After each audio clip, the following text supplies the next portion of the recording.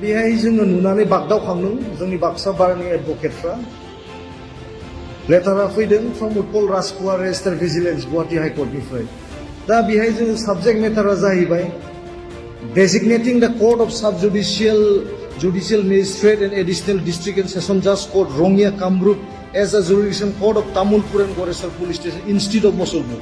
Tarmane ma जोंनि Mosolpur courtनिफ्राय बेखौ रंगियायाव दाननानै लांसिगोन दा बे कारना मानि थाखाय जों बुंनो हाया किन्तु जोंनि बिटिसि निफ्राय जितु मोनखानाय थाखानायखौ मोनसे दिनै जोङो सासे एडभकेट हिसाबै आं बेखौनो बुंनो नागिरदों प्रमद बर' नोंथाङा मा खालामनो सानदों मोनसेनिफ्राय मोनसे दिनै हगारलांगासिनो जोंनि पावारफोरखौ आচ্ছা प्रमद बर' नोंथाङा मा खालामनो सानदों मोनसेनिफ्राय मोनसे दिनै हगारलांगासिनो दङ जोंनि पावारफोरखौ बिराद अयनाय खामानि जादों बियो इमिडियेट स्टेप लाबाय प्रमद बर' नोंथां बिटिसिआव मोनखानाय थाखानायखौनो मोनसे हगार हरगासिनो दङ दिनै मोनसेनिफ्राय मोनसे लांबाय थायोब्ला बाक्सा डिस्ट्रिक्ट थाबावगोन नामा बेहाय बर' फिसाफ्रा गोदोनिफ्रायनो आन्दोलन खालामबोबाय थाबाय दिनै बिटिआर सुक्ति खालामनायनि उनाव मोनसेबो बर'नि फेभाराव मोनसेबो अर्डारा ओंखारला जोंनि बर'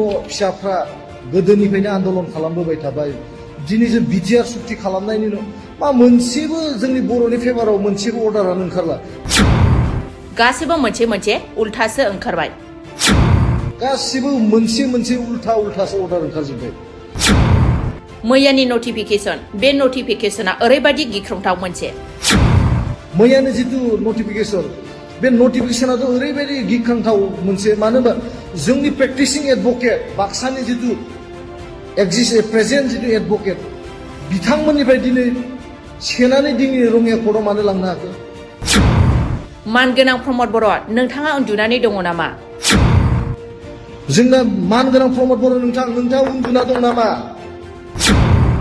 मा खालामदों पलिटिकेल पावारनि नामाव दिनै ओरैनो पलिटिशियान खालामबाय थाबा जानाय नङा रेडि जाना था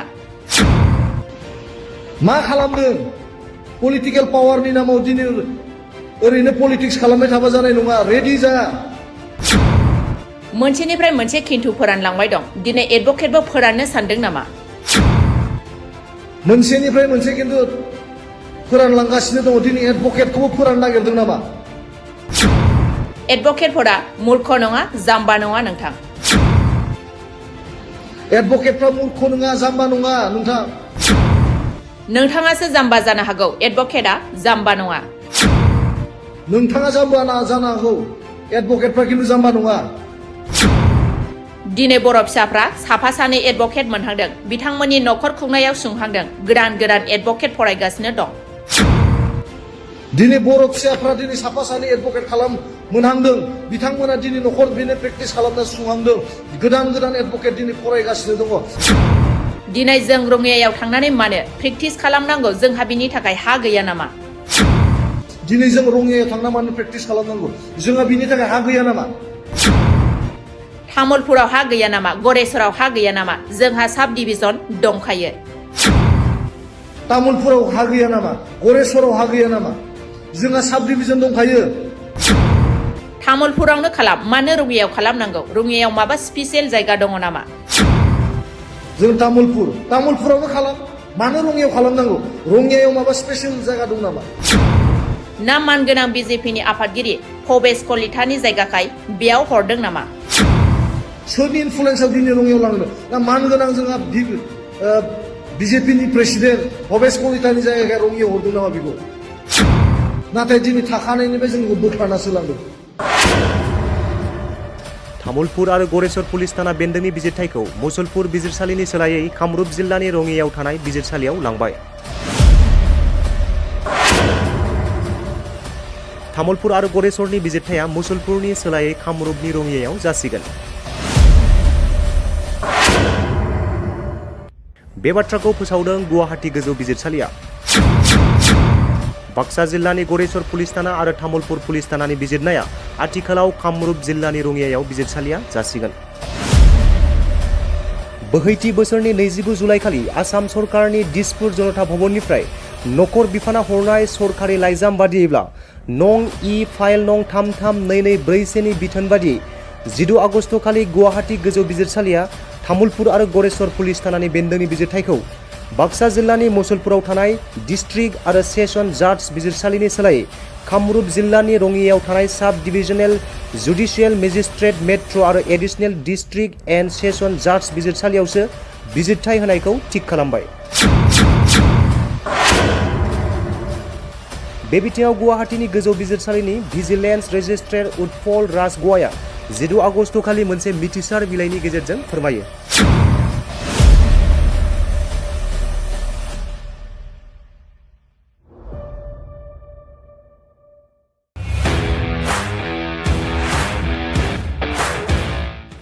इन्डिपेन्डेन्स डे स्पेशल अफार लाबोदों सेरफांगुरियाव थानाय फुंखा इन्टारप्राइज बाजाज श'रुमा।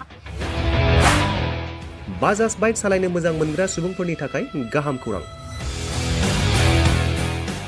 क'क्राझार जिल्लानि सेरफांगुरियाव थानाय फुंखा इन्टारप्राइज बाजाज श'रुमा होगासिनो दं 31 आगस्टसिम इन्डिपेन्डेन्स डे स्पेशल अफारनि एक्सेन्स। बाइक बायगिरि बिथांमोना इसेल' बिबांनि रां होग्रोनानै प्लेटिनानि मडेल, बाजाज सिटीनि मडेल आरो पालसार 125 नि गासैबो मडेलनि बाइकखौ आरसि आरो इन्सुरेन्स लाफानानै 10,999 रां बेसेनावनो ल'एस्ट डाउन पेमेन्ट होनानै बाइक लानो हागोन आरो 1,000 रां होग्रोनानै गोसो बायदि बाइकखौ आवग्रिनानै दोननो हागोन। सेरफांगुरि फुंखा इन्टारप्राइज बाजाज श'रुमजों लोगोसे सराइबिल फुंखा इन्टारप्राइज बाजाज श'रुमावबो बाइक बायगिरि बिथांमोना खुंफुंजानाय इन्डिपेन्डेन्स डे स्पेशल अफार लोगोसे एक्सेन्सआव फैनानै नोंथांमोननि बाजाजनि बाइकखौ लांफैनो हागोन। सेरफांगुरि फुंखा इन्टारप्राइज बाजाज श'रुमा नोंथांमोननो लोगोसे मोजां अफारबो लाबोदों। बेफोरनो जाबाय 5 लिटार पेट्रल फ्रि, गंसे हेलमेट फ्रि, केस होनानै बाइक बायगिरिफोरनो 1,000 रां केशबेक हरफिननाय जागोन। आबुङै मिथिबावनो थाखाय 9395-303-476 9101-547892 जानबुं नम्बराव खौरां लाहरनो हागोन।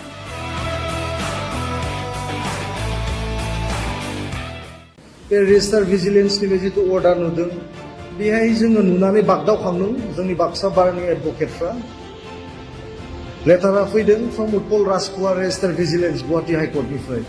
दा बेहाय जोङो साबजेक्ट मेटारा जाहैबाय designating the court of sub judicial magistrate and additional district and session जाज court Rangiya Kamrup as a jurisdiction court of Tamulpur and Goreswar police station institute of Musalpur. थारमाने मा जोंनि मुसलपुर कर्टनिफ्राय बेखौ रङियायाव दाननानै लांसिगोन। दा बे कारना मानि थाखाय जों बुंनो हाया, किन्तु जोंनि बिटिसिनिफ्राय जितु मोनखानाय थाखानायखौ मोनसे दिनै जोङो सासे एडभकेट हिसाबै आं बेखौनो बुंनो नागिरदों। प्रमद बर' नोंथाङा मा खालामनो सानदों? मोनसेनिफ्राय मोनसे दिनै हगारलांगासिनो जोंनि पावारफोरखौ। आচ্ছা प्रमद बर' नोंथाङा मा खालामनो सानदों? मोनसेनिफ्राय मोनसे दिनै हगारलांगासिनो दङ जोंनि पावारफोरखौ। बिराद अयनाय खामानि जादों बियो।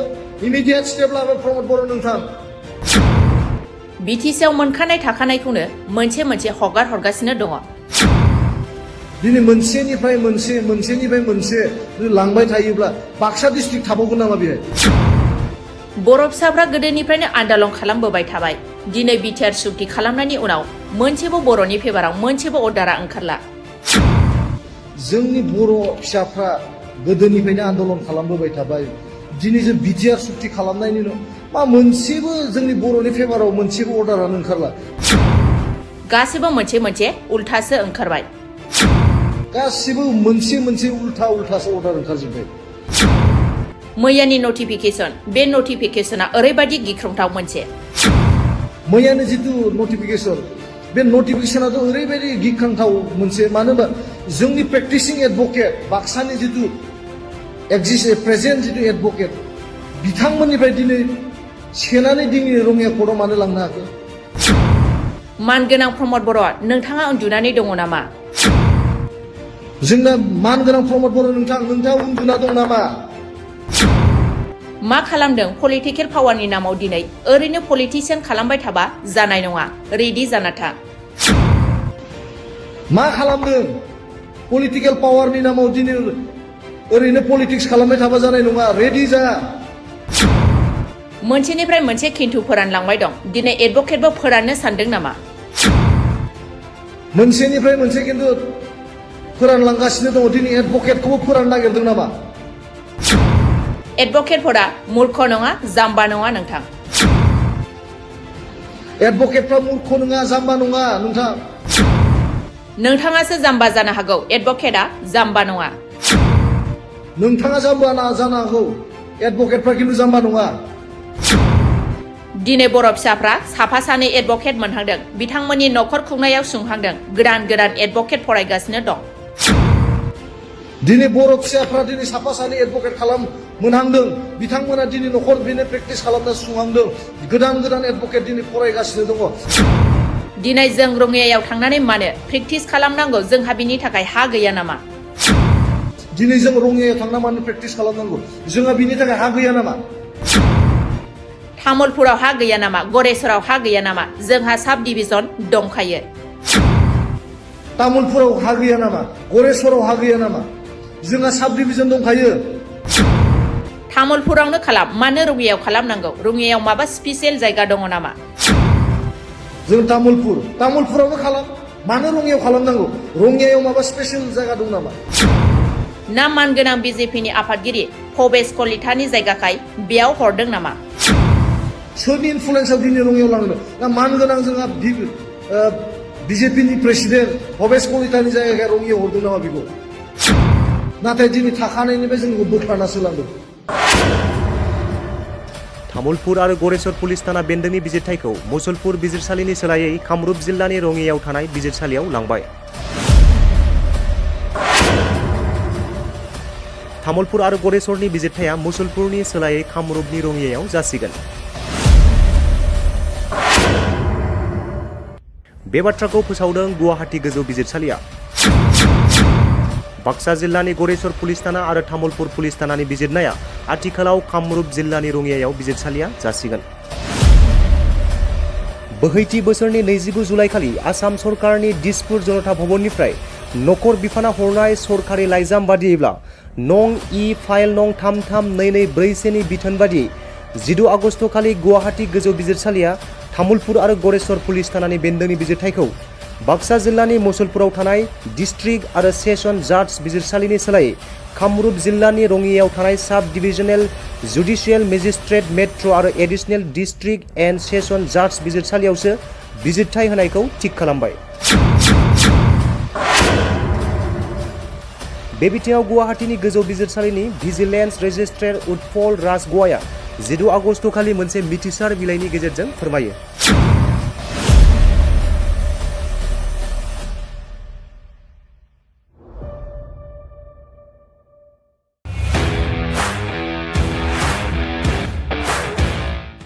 इन्डिपेन्डेन्स डे स्पेशल अफार लाबोदों सेरफांगुरियाव थानाय फुंखा इन्टारप्राइज बाजाज श'रुमा।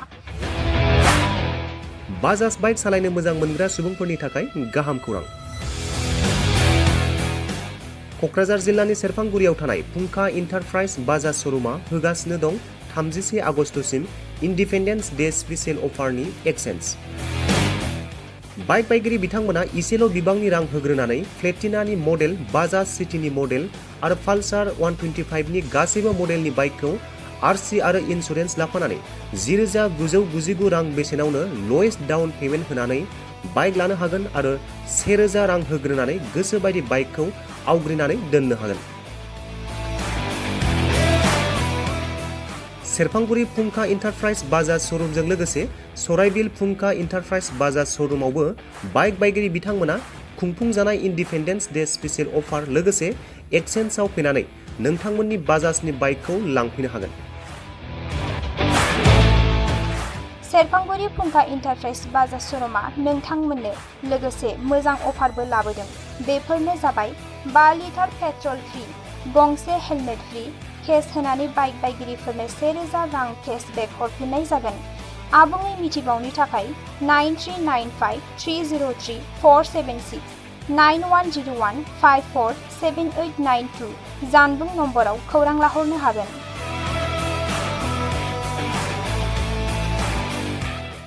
बे रेजिस्टार भिजिलेन्सनि जितु अर्डार नुदों बेहाय जोङो नुनानै बागदावखांदों जोंनि बाक्सा बारनि एडभकेटफ्रा।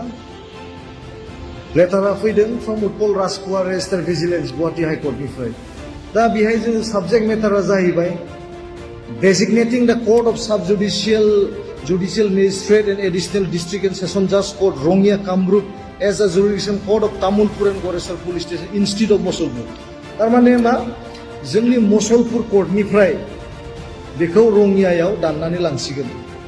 दा बे कारना मानि थाखाय जों बुंनो हाया, किन्तु जोंनि बिटिसि निफ्राय जितु मोनखानाय थाखानायखौ मोनसे दिनै जोङो सासे एडभोकेट हिसाबै आं बेखौनो बुंनो नागिरदों। प्रमद बर' नोंथाङा मा खालामनो सानदों? मोनसेनिफ्राय मोनसे दिनै हगारलांगासिनो जोंनि पावारफोरखौ। आচ্ছা प्रमद बर' नोंथाङा मा खालामनो सानदों? मोनसेनिफ्राय मोनसे दिनै हगारलांगासिनो दङ जोंनि पावारफोरखौ। बिराद अयनाय खामानि जादों बियो। इमिडियेट स्टेप लाबाय प्रमद बर' नोंथां। बिटिसिआव मोनखानाय थाखानायखौनो मोनसे हगार हरगासिनो दङ। दिनै मोनसेनिफ्राय मोनसे लांबाय थायोब्ला बाक्सा डिस्ट्रिक्ट थाबावगोन नामा बेहाय? बर' फिसाफ्रा गोदोनिफ्रायनो आन्दालन खालामबोबाय थाबाय। दिनै बिटिआर सुक्ति खालामनायनि उनाव मोनसेबो बर'नि फेभाराव मोनसेबो अर्डारा ओंखारला। जोंनि बर' फिसाफ्रा गोदोनिफ्रायनो आन्दोलन खालामबोबाय थाबाय। दिनै जों बिटिआर सुक्ति खालामनायनि उनाव मा मोनसेबो जोंनि बर'नि फेभाराव मोनसेबो अर्डारानो ओंखारला। गासैबो मोनसे उल्थासो ओंखारबाय। गासिबो मोनसे उल्थासो अर्डार ओंखारजोब्बाय। मैयानि नटिफिकेसन, बे नटिफिकेसना ओरैबायदि गिख्रंथाव मोनसे। मैयानि जितु नटिफिकेसन, बे नटिफिकेसनाथ' ओरैबायदि गिख्रंथाव मोनसे, मानो होनबा जोंनि प्रेक्टिसिं एडभोकेट बाक्सानि जितु प्रेजेन्ट जितु एडभोकेट बिथांमोननिफ्राय दिनै सेनानै दिनै रङिया कर्टआव मानो लांनो हाखो? मानगोनां प्रमद बर', नोंथाङा उन्दुनानै दङ नामा? जोंना मानगोनां प्रमद बर' नोंथाङा उन्दुना दं नामा? मा खालामदों? पलिटिकेल पावारनि नामाव दिनै ओरैनो पलिटिसियान खालामबाय थाबा जानाय नङा। रेडि जाना था। मा खालामदों? पलिटिकेल पावारनि नामाव दिनै ओरैनो पलिटिक्स खालामबाय थाबा जानाय नङा। रेडि जा।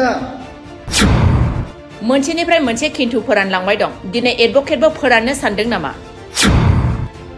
मोनसेनिफ्राय मोनसे खिन्थु फोरानलांगासिनो दङ। दिनै एडभोकेटखौबो फोराननो नागिरदों नामा? एडभोकेटफोरा मूर्ख नङा, जाम्बा नङा नोंथां। एडभोकेटफ्रा मूर्ख नङा, जाम्बा नङा नोंथां। नोंथाङासो जाम्बा जानो हागौ, एडभोकेटआ जाम्बा नङा। नोंथाङा जाम्बा जानो हागौ, एडभोकेटफ्रा खिन्थु जाम्बा नङा। दिनै बर' फिसाफ्रा साफा सानै एडभोकेट मोनहांदों। बिथांमोननि न'खर खुंनायाव सुंहांदों। गोदान एडभोकेट फरायगासिनो दं। दिनै बर' फिसाफ्रा दिनै साफा सानै एडभोकेट मोनहांदों। बिथांमोना दिनै न'खर बेनो प्रेक्टिस खालामना सुंहांदों। गोदान एडभोकेट दिनै फरायगासिनो दङ। दिनै जों रङियायाव थांनानै मानो प्रेक्टिस खालामनांगौ? जोंहा बिनि थाखाय हा गैया नामा? दिनै जों रङियायाव थांना मानो प्रेक्टिस खालामनांगौ? जोंहा बिनि थाखाय हा गैया नामा? तामुलपुराव हा गैया नामा? गरेसराव हा गैया नामा? जोंहा साब डिभिजन दंखायो। तामुलपुराव हा गैया नामा? गरेसराव हा गैया नामा? जोंहा साब डिभिजन दंखायो। तामुलपुरावनो खालाम, मानो रङियायाव खालामनांगौ? रङियायाव माबा स्पेसियेल जायगा दङ नामा? जों तामुलपुरावनो खालाम, मानो रङियायाव खालामनांगौ? रङियायाव माबा स्पेसियेल जायगा दं नामा? ना मानगोनां बिजेपिनि आफादगिरि भबेश कलितानि जायगाखाय बेयाव हरदों नामा? सोरनि इनफ्लुयेन्सआव दिनै रङियायाव लांदों? ना मानगोनां जोंहा बिजेपिनि प्रेसिडेन्ट भबेश कलितानि जायगाखाय रङियायाव हरदों नामा बेखौ? नाथाय दिनै थाखानायनिफ्राय जोंखौ बोखारनासो लांदों। तामुलपुर आरो गरेसर पुलिस थाना बेन्दोंनि बिजिरथायखौ मुसलपुर बिजिरसालिनि सोलायै कामरुप जिल्लानि रङियायाव थानाय बिजिरसालियाव लांबाय। तामुलपुर आरो गरेसरनि बिजिरथाया मुसलपुरनि सोलायै कामरुपनि रङियायाव जासिगोन। बे बाथ्राखौ फोसावदों गुवाहाटी गोजौ बिजिरसालिया।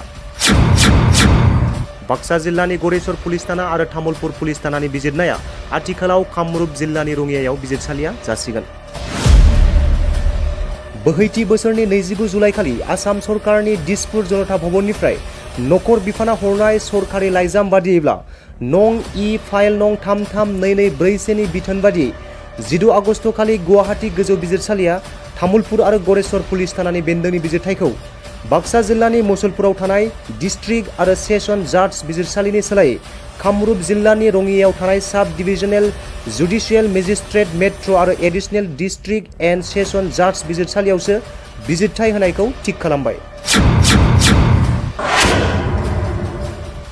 बे बिथिङाव गुवाहाटीनि गोजौ बिजिरसालिनि भिजिलेन्स रेजिस्ट्रार उत्पल राजग'वाया 16 आगस्ट खालि मोनसे मिथिसार बिलाइनि गेजेरजों फोरमायो।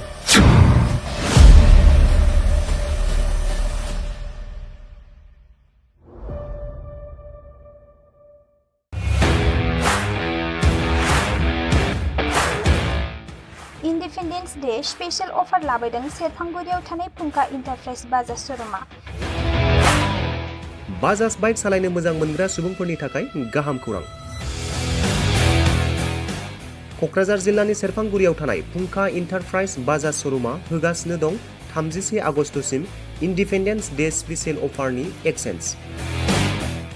बाइक बायगिरि बिथांमोना इसेल' बिबांनि रां होग्रोनानै प्लेटिनानि मडेल, बाजाज सिटीनि मडेल आरो पालसार 125 नि गासैबो मडेलनि बाइकखौ आरसि आरो इन्सुरेन्स लाफानानै 10,999 रां बेसेनावनो ल'एस्ट डाउन पेमेन्ट होनानै बाइक लानो हागोन आरो 1,000 रां होग्रोनानै गोसो बायदि बाइकखौ आवग्रिनानै दोननो हागोन। सेरफांगुरि फुंखा इन्टारप्राइज बाजाज श'रुमजों लोगोसे सराइबिल फुंखा इन्टारप्राइज बाजाज श'रुमावबो बाइक बायगिरि बिथांमोना खुंफुंजानाय इन्डिपेन्डेन्स डे स्पेशल अफार लोगोसे एक्सेन्सआव फैनानै नोंथांमोननि बाजाजनि बाइकखौ लांफैनो हागोन। सेरफांगुरि फुंखा इन्टारप्राइज बाजाज श'रुमा नोंथांमोननो लोगोसे मोजां अफारबो लाबोदों। बेफोरनो जाबाय 5 लिटार पेट्रल फ्रि, गंसे हेलमेट फ्रि, केस होनानै बाइक बायगिरिफोरनो 1,000 रां केशबेक हरफिननाय जागोन। आबुङै मिथिबावनो थाखाय 9395303476 9101547892 जानबुं नम्बराव खौरां लाहरनो हागोन।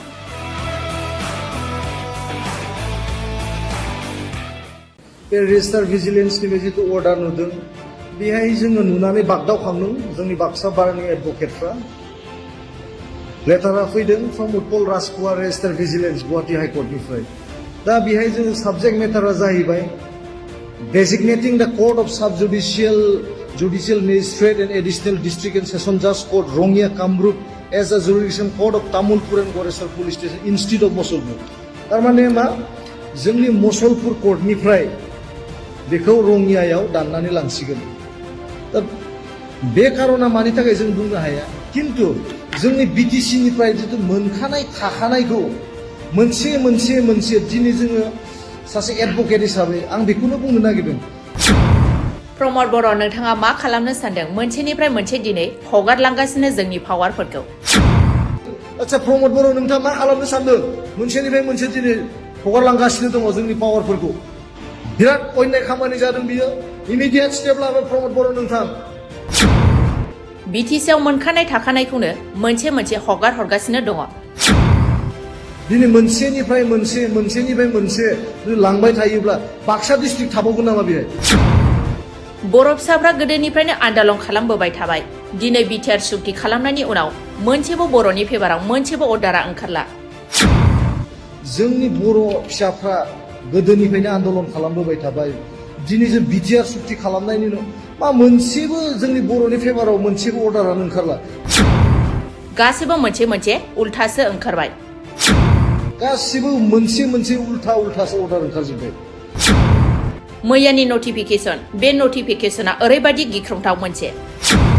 मैयानि जितु नटिफिकेसन, बे नटिफिकेसनाथ' ओरैबायदि गिख्रंथाव मोनसे। मानो होनबा जोंनि प्रेक्टिसिं एडभकेट बाक्सानि जितु प्रेजेन्ट जितु एडभकेट बिथांमोननिफ्राय दिनै सेनानै दिनै रङिया कर्टआव मानो लांनो हाखो? मानगोनां प्रमद बर', नोंथाङा उन्दुनानै दङ नामा? जोंना मानगोनां प्रमद बर' नोंथाङा उन्दुना दं नामा? मा खालामदों? पलिटिकेल पावारनि नामाव दिनै ओरैनो पलिटिसियान खालामबाय थाबा जानाय नङा। रेडि जाना था। मा खालामदों? पलिटिकेल पावारनि नामाव दिनै ओरैनो पलिटिक्स खालामबाय थाबा जानाय नङा। रेडि जा। मोनसेनिफ्राय मोनसे खिन्थु फोरानलांबाय दं। दिनै एडभकेटबो फोराननो सानदों नामा? मोनसेनिफ्राय मोनसे खिन्थु फोरानलांगासिनो दङ दिनै एडभकेटखौबो फोराननो नागिरदों नामा?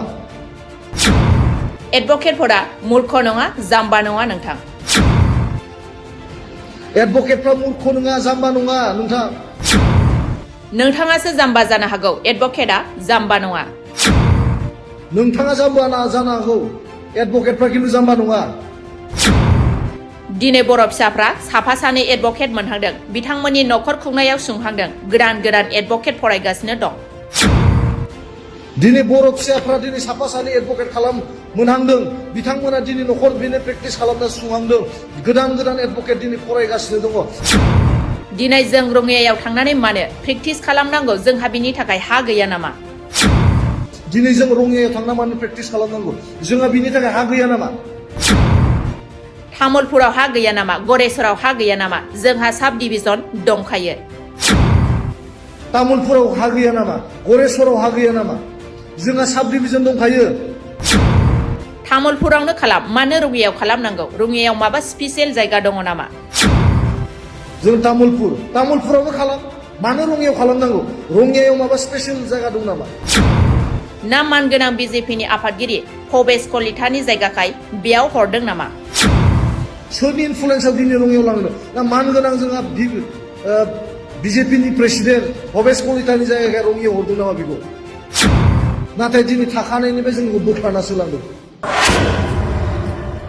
तामुलपुर आरो गरेस्वर पुलिस थाना बेन्दोंनि बिजिरथायखौ मुसलपुर बिजिरसालिनि सोलायै कामरुप जिल्लानि रङियायाव थानाय बिजिरसालियाव लांबाय। तामुलपुर आरो गरेस्वरनि बिजिरथाया मुसलपुरनि सोलायै कामरुपनि रङियायाव जासिगोन। बे बाथ्राखौ फोसावदों गुवाहाटी गोजौ बिजिरसालिया। बाक्सा जिल्लानि गरेस्वर पुलिस थाना आरो तामुलपुर पुलिस थानानि बिजिरनाया आथिखालाव कामरुप जिल्लानि रङियायाव बिजिरसालिया जासिगोन। बोहैथि बोसोरनि 29 जुलाइखालि आसाम सरकारनि दिसपुर जनता भवननिफ्राय नखर बिफाना हरनाय सरकारि लाइजाम बादियैब्ला नं इ फाइल नं 33224 नि बिथोन बादियै 12 आगस्तखालि गुवाहाटी गोजौ बिजिरसालिया तामुलपुर आरो गरेस्वर पुलिस थानानि बेन्दोंनि बिजिरथायखौ बाक्सा जिल्लानि मुसलपुराव थानाय डिस्ट्रिक्ट आरो सेसन जाज बिजिरसालिनि सोलायै कामरुप जिल्लानि रङियायाव थानाय साब डिभिजनेल जुडिशियेल मेजिस्ट्रेट मेट्र' आरो एडिशनेल डिस्ट्रिक्ट एन्ड सेसन जाज बिजिरसालियावसो बिजिरथाय होनायखौ थिग खालामबाय। बे बिथिङाव गुवाहाटीनि गोजौ बिजिरसालिनि भिजिलेन्स रेजिस्ट्रार उत्पल राजगवाया 12 आगस्तखालि मोनसे मिथिसार बिलाइनि गेजेरजों फोरमायो।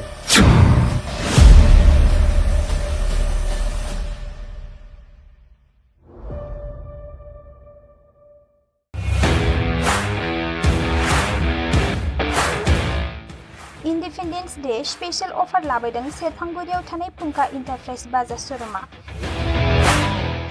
बाजाज बाइक सालायनो मोजां मोनग्रा सुबुंफोरनि थाखाय गाहाम खौरां। क'क्राझार जिल्लानि सेरफांगुरियाव थानाय फुंखा इन्टारप्राइज बाजाज श'रुमा होगासिनो दं 31 आगस्तसिम इन्डिपेन्डेन्स डे स्पेशल अफारनि एक्सेन्स। बाइक बायगिरि बिथांमोना इसेल' बिबांनि रां होग्रोनानै प्लेटिनानि मडेल, बाजाज सिटीनि मडेल आरो पालसार 125 नि गासैबो मडेलनि बाइकखौ आरसि आरो इन्सुरेन्स लाफानानै 10,999 रां बेसेनावनो लवेस्ट डाउन पेमेन्ट होनानै बाइक लानो हागोन आरो 1,000 रां होग्रोनानै गोसो बायदि बाइकखौ आवग्रिनानै दोननो हागोन। सेरफांगुरि फुंखा इन्टारप्राइज बाजाज श'रुमजों लोगोसे सराइबिल फुंखा इन्टारप्राइज बाजाज श'रुमावबो बाइक बायगिरि बिथांमोना खुंफुंजानाय इन्डिपेन्डेन्स डे स्पेशल अफार लोगोसे एक्सेन्सआव फैनानै नोंथांमोननि बाजाजनि बाइकखौ लांफैनो हागोन। सेरफांगुरि फुंखा इन्टारप्राइज बाजाज श'रुमा नोंथांमोननो लोगोसे मोजां अफारबो लाबोदों।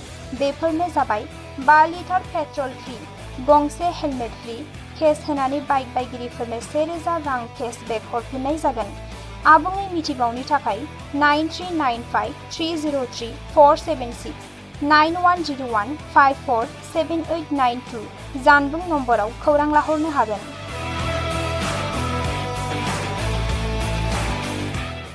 बे रेजिस्टार भिजिलेन्सनि जिथु अर्डार नुदों बेहाय जोङो नुनानै बागदावखांदों जोंनि बाक्सा बारनि एडभकेटफ्रा। लेटारा फैदों from Utpal Rajkumar registrar vigilance Guwahati हाइकर्टनिफ्राय। दा बेहाय जोङो साबजेक्ट मेटारा जाहैबाय designating the court of subjudicial judicial magistrate and additional district and session judge court Rongya Kamrup as a jurisdiction court of Tamulpur and Goresar police station instead of Mosolpur. Tarmane ma जोंनि Mosolpur court निफ्राय बेखौ रङियायाव दाननानै लांसिगोन। दा बे कारना मानि थाखाय जों बुंनो हाया, किन्तु जोंनि बिटिसि निफ्राय जितु मोनखानाय थाखानायखौ मोनसे दिनै जोङो सासे एडभोकेट हिसाबै आं बेखौनो बुंनो नागिरदों। प्रमद बर' नोंथाङा मा खालामनो सानदों? मोनसेनिफ्राय मोनसे दिनै हगारलांगासिनो जोंनि पावारफोरखौ। आচ্ছা प्रमद बर' नोंथाङा मा खालामनो सानदों? मोनसेनिफ्राय मोनसे दिनै हगारलांगासिनो दङ जोंनि पावारफोरखौ। बिराद अन्याय खामानि जादों बियो। इमिडियेट स्टेप लाबाय प्रमद बर' नोंथां। बिटिसिआव मोनखानाय थाखानायखौनो मोनसे हगार हरगासिनो दङ। दिनै मोनसेनिफ्राय मोनसे लांबाय थायोब्ला बाक्सा डिस्ट्रिक्ट थाबावगोन नामा बेहाय? बर' फिसाफ्रा गोदोनिफ्रायनो आन्दालन खालामबोबाय थाबाय। दिनै बिटिआर सुक्ति खालामनायनि उनाव मोनसेबो बर'नि फेभाराव मोनसेबो अर्डारा ओंखारला। जोंनि बर' फिसाफ्रा गोदोनिफ्रायनो आन्दालन खालामबोबाय थाबाय। दिनै जों बिटिआर सुक्ति खालामनायनि उनाव मा मोनसेबो जोंनि बर'नि फेभाराव मोनसेबो अर्डारानो ओंखारला। गासिबो मोनसे उल्थासो ओंखारबाय। गासिबो मोनसे उल्थासो अर्डार ओंखारजोब्बाय।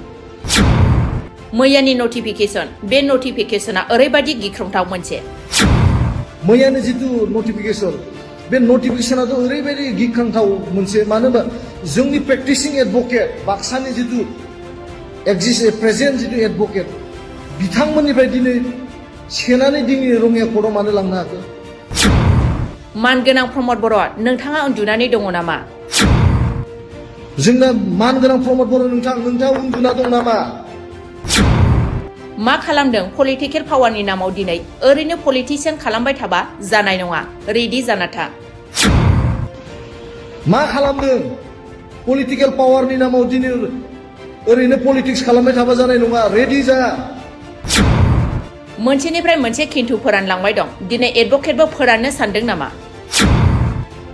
मोनसेनिफ्राय मोनसे खिन्थु फोरानलांगासिनो दङ। दिनै एडभोकेटखौबो फोराननो नागिरदों नामा? एडभोकेटफोरा मूर्ख नङा, जाम्बा नङा नोंथां। एडभोकेटफ्रा मूर्ख नङा, जाम्बा नङा नोंथां। नोंथाङासो जाम्बा जानो हागौ, एडभोकेटआ जाम्बा नङा। नोंथाङा जाम्बा जानो हागौ, एडभोकेटफ्रा खिन्थु जाम्बा नङा। दिनै बर' फिसाफ्रा साफा सानै एडभोकेट मोनहांदों। बिथांमोननि न'खर खुंनायाव सुंहांदों। गोदान एडभोकेट फरायगासिनो दं। दिनै बर' फिसाफ्रा दिनै साफा सानै एडभोकेट मोनहांदों। बिथांमोना दिनै न'खर बेनो प्रेक्टिस खालामना सुंहांदों। गोदान एडभोकेट दिनै फरायगासिनो दङ। दिनै जों रङियायाव थांनानै मानो प्रेक्टिस खालामनांगौ? जोंहा बिनि थाखाय हा गैया नामा? दिनै जों रङियायाव थांना मानो प्रेक्टिस खालामनांगौ? जोंहा बिनि थाखाय हा गैया नामा? तामुलपुराव हा गैया नामा? गरेस्वराव हा गैया नामा? जोंहा साब डिभिजन दंखायो।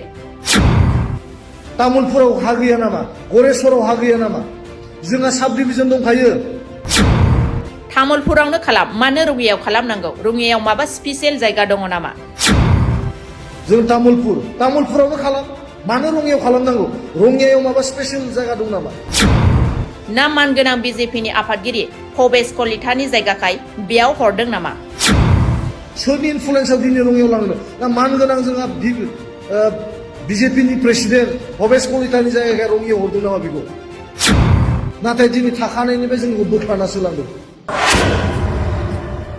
तामुलपुर आरो गरेस्वर पुलिस थाना बेन्दोंनि बिजिरथायखौ मुसलपुर बिजिरसालिनि सोलायै कामरुप जिल्लानि रङियायाव थानाय बिजिरसालियाव लांबाय।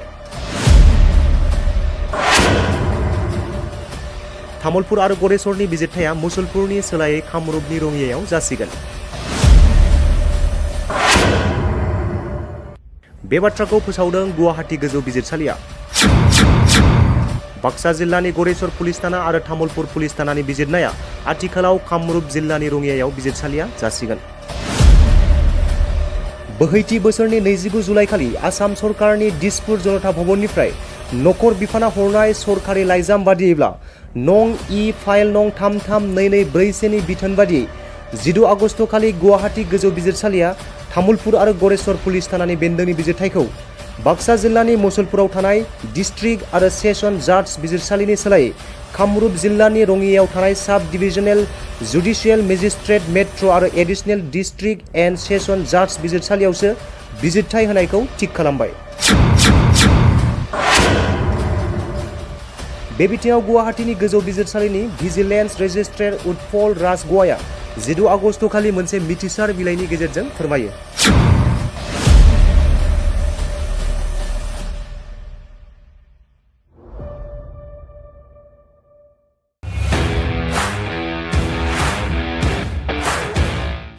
इन्डिपेन्डेन्स डे स्पेशल अफार लाबोदों सेरफांगुरियाव थानाय फुंखा इन्टारप्राइज बाजाज श'रुमा। बाजाज बाइक सालायनो मोजां मोनग्रा सुबुंफोरनि थाखाय गाहाम खौरां। क'क्राझार जिल्लानि सेरफांगुरियाव थानाय फुंखा इन्टारप्राइज बाजाज श'रुमा होगासिनो दं 31 आगस्टसिम इन्डिपेन्डेन्स डे स्पेशल अफारनि एक्सेन्स। बाइक बायगिरि बिथांमोना इसेल' बिबांनि रां होग्रोनानै प्लेटिनानि मडेल, बाजाज सिटीनि मडेल आरो पालसार 125 नि गासैबो मडेलनि बाइकखौ आरसि आरो इन्सुरेन्स लाफानानै 10,999 रां बेसेनावनो ल'एस्ट डाउन पेमेन्ट होनानै बाइक लानो हागोन आरो 1,000 रां होग्रोनानै गोसो बायदि बाइकखौ आवग्रिनानै दोननो हागोन। सेरफांगुरि फुंखा इन्टारप्राइज बाजाज श'रुमजों लोगोसे सराइबिल फुंखा इन्टारप्राइज बाजाज श'रुमावबो बाइक बायगिरि बिथांमोना खुंफुंजानाय इन्डिपेन्डेन्स डे स्पेशल अफार लोगोसे एक्सेन्सआव फैनानै नोंथांमोननि बाजाजनि बाइकखौ लांफैनो हागोन।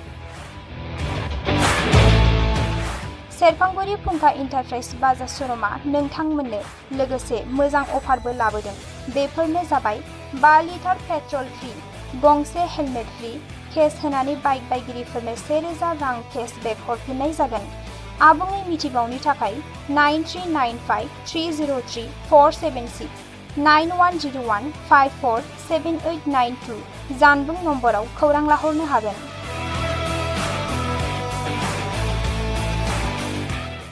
बे रेजिस्टार भिजिलेन्सनि जितु अर्डार नुदों बेहाय जोङो नुनानै बागदावखांदों जोंनि बाक्सा बारनि एडभकेटफ्रा। लेटारा फैदों from Utpal Rajkhowa registrar vigilance Guwahati हाइकर्टनिफ्राय। दा बेहाय जोङो साबजेक्ट मेटारा जाहैबाय designating the court of sub judicial magistrate and additional district and session जाज court Rangiya Kamrup as a jurisdiction court of Tamulpur and Goreswar police station institute of Musalpur. थारमाने मा जोंनि मसलपुर कर्टनिफ्राय बेखौ रङियायाव दाननानै लांसिगोन। दा बे कारना मानि थाखाय जों बुंनो हाया, किन्तु जोंनि बिटिसिनिफ्राय जितु मोनखानाय थाखानायखौ मोनसे दिनै जोङो सासे एडभकेट हिसाबै आं बेखौनो बुंनो नागिरदों। प्रमद बर' नोंथाङा मा खालामनो सानदों? मोनसेनिफ्राय मोनसे दिनै हगारलांगासिनो जोंनि पावारफोरखौ। आচ্ছা प्रमद बर' नोंथाङा मा खालामनो सानदों? मोनसेनिफ्राय मोनसे दिनै हगारलांगासिनो दङ जोंनि पावारफोरखौ। बिराद अन्याय खामानि जादों बियो। इमिडियेट स्टेप लाबाय प्रमद बर' नोंथां। बिटिसिआव मोनखानाय थाखानायखौनो मोनसे हगार हरगासिनो दङ। दिनै मोनसेनिफ्राय मोनसे लांबाय थायोब्ला बाक्सा डिस्ट्रिक्ट थाबावगोन नामा बेहाय? बर' फिसाफ्रा गोदोनिफ्रायनो आन्दालन खालामबोबाय थाबाय। दिनै बिटिआर सुक्ति खालामनायनि उनाव मोनसेबो बर'नि फेभाराव मोनसेबो अर्डारा ओंखारला। जोंनि बर' फिसाफ्रा गोदोनिफ्रायनो आन्दोलन खालामबोबाय थाबाय। दिनै जों बिटिआर सुक्ति खालामनायनि उनाव मा मोनसेबो जोंनि बर'नि फेभाराव मोनसेबो अर्डारानो ओंखारला। गासिबो मोनसे उल्थासो ओंखारबाय। गासिबो मोनसे उल्थासो अर्डार ओंखारजोब्बाय। मैयानि नटिफिकेसन, बे नटिफिकेसना ओरैबायदि गिख्रंथाव मोनसे। मैयानि जितु नटिफिकेसन, बे नटिफिकेसनाथ' ओरैबायदि गिख्रंथाव मोनसे। मानो होनबा जोंनि प्रेक्टिसिं एडभकेट बाक्सानि जितु प्रेजेन्ट जितु एडभकेट बिथांमोननिफ्राय दिनै सेनानै दिनै रङिया कर्टआव मानो लांनो हाखो? मानगोनां प्रमद बर' नोंथाङा उन्दुनानै दङ नामा? जोंना मानगोनां प्रमद बर' नोंथाङा उन्दुना दं नामा? मा खालामदों? पलिटिकेल पावारनि नामाव दिनै ओरैनो पलिटिसियान खालामबाय थाबा जानाय नङा। रेडि जाना था। मा खालामदों? पलिटिकेल पावारनि नामाव दिनै ओरैनो पलिटिक्स खालामबाय थाबा जानाय नङा। रेडि जा। मोनसेनिफ्राय मोनसे खिन्थु फोरानलांबाय दं। दिनै एडभकेटबो फोराननो सानदों नामा? मोनसेनिफ्राय मोनसे खिन्थु फोरानलांगासिनो दङ। दिनै एडभकेटखौबो फोराननो नागिरदों नामा? एडभकेटफोरा मूर्ख नङा जाम्बा नङा नोंथां। एडभकेटफ्रा मूर्ख नङा जाम्बा नङा नोंथां। नोंथाङासो जाम्बा जानो हागौ, एडभकेटआ जाम्बा नङा। नोंथाङा जाम्बा जानो हागौ, एडभकेटफ्रा खिन्थु जाम्बा नङा। दिनै बर' फिसाफ्रा साफा सानै एडभकेट मोनहांदों, बिथांमोननि न'खर खुंनायाव सुंहांदों, गोदान गोदान एडभकेट फरायगासिनो दं। दिनै बर' फिसाफ्रा दिनै साफा सानै एडभकेट मोनहांदों, बिथांमोना दिनै न'खर बेनो प्रेक्टिस खालामना सुंहांदों, गोदान गोदान एडभकेट दिनै फरायगासिनो दङ। दिनै जों रङियायाव थांनानै मानो प्रेक्टिस खालामनांगौ? जोंहा बिनि थाखाय हा गैया नामा? दिनै जों रङियायाव थांना मानो प्रेक्टिस खालामनांगौ? जोंहा बिनि थाखाय हा गैया नामा? तामुलपुराव हा गैया नामा? गरेस्वराव हा गैया नामा? जोंहा साब डिभिजन दंखायो। तामुलपुराव हा गैया नामा? गरेस्वराव हा गैया नामा? जोंहा साब डिभिजन दंखायो। तामुलपुरावनो खालाम, मानो रङियायाव खालामनांगौ? रङियायाव माबा स्पेसियेल जायगा दङ नामा? जों तामुलपुरावनो खालाम, मानो रङियायाव खालामनांगौ? रङियायाव माबा स्पेसियेल जायगा दं नामा? ना मानगोनां बिजेपिनि आफादगिरि भबेश कलितानि जायगाखाय बेयाव हरदों नामा? सोरनि इनफ्लुयेन्सआव दिनै रङियायाव लांदों? ना मानगोनां जोंहा बिजेपिनि प्रेसिडेन्ट भबेश कलितानि जायगायाव रङियायाव हरदों नामा बेखौ? नाथाय दिनै थाखानायनिफ्राय जोंखौ बोखारनासो लांदों।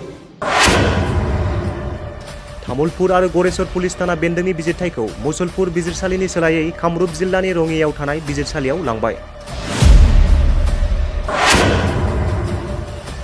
तामुलपुर आरो गरेस्वरनि बिजिरथाया मुसलपुरनि सोलायै कामरुपनि रङियायाव जासिगोन।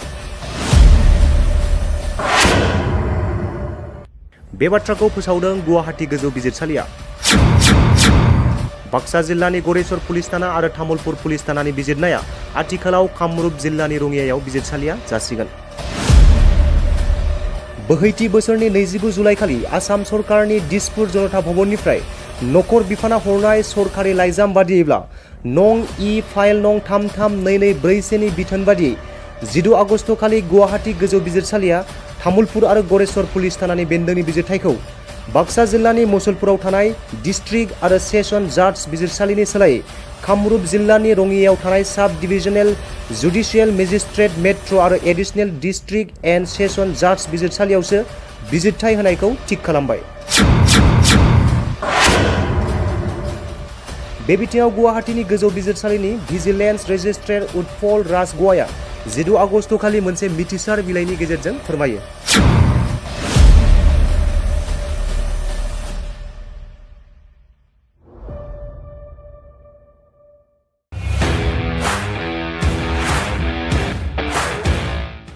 इन्डिपेन्डेन्स डे स्पेशल अफार लाबोदों सेरफांगुरियाव थानाय फुंखा इन्टारप्राइज बाजाज श'रुमा। बाजाज बाइक सालायनो मोजां मोनग्रा सुबुंफोरनि थाखाय गाहाम खौरां। क'क्राझार जिल्लानि सेरफांगुरियाव थानाय फुंखा इन्टारप्राइज बाजाज श'रुमा होगासिनो दं 31 आगस्तसिम इन्डिपेन्डेन्स डे स्पेशल अफारनि एक्सेन्स। बाइक बायगिरि बिथांमोना इसेल' बिबांनि रां होग्रोनानै प्लेटिनानि मडेल, बाजाज सिटीनि मडेल आरो पालसार 125 नि गासैबो मडेलनि बाइकखौ आरसि आरो इन्सुरेन्स लाफानानै 10,999 रां बेसेनावनो लवेस्ट डाउन पेमेन्ट होनानै बाइक लानो हागोन आरो 1,000 रां होग्रोनानै गोसो बायदि बाइकखौ आवग्रिनानै दोननो हागोन। सेरफांगुरि फुंखा इन्टारप्राइज बाजाज श'रुमजों लोगोसे सराइबिल फुंखा इन्टारप्राइज बाजाज श'रुमावबो बाइक बायगिरि बिथांमोना खुंफुंजानाय इन्डिपेन्डेन्स डे स्पेशल अफार लोगोसे एक्सेन्सआव फैनानै नोंथांमोननि बाजाजनि बाइकखौ लांफैनो हागोन। सेरफांगुरि फुंखा इन्टारप्राइज बाजाज श'रुमा नोंथांमोननो लोगोसे मोजां अफारबो लाबोदों। बेफोरनो जाबाय 5 लिटार पेट्रल फ्रि, गंसे हेलमेट फ्रि, केस होनानै बाइक बायगिरिफोरनो 1,000 रां केसबेक हरफिननाय जागोन। आबुङै मिथिबावनो थाखाय 9395303476 9101547892 जानबुं नम्बराव खौरां लाहरनो हागोन।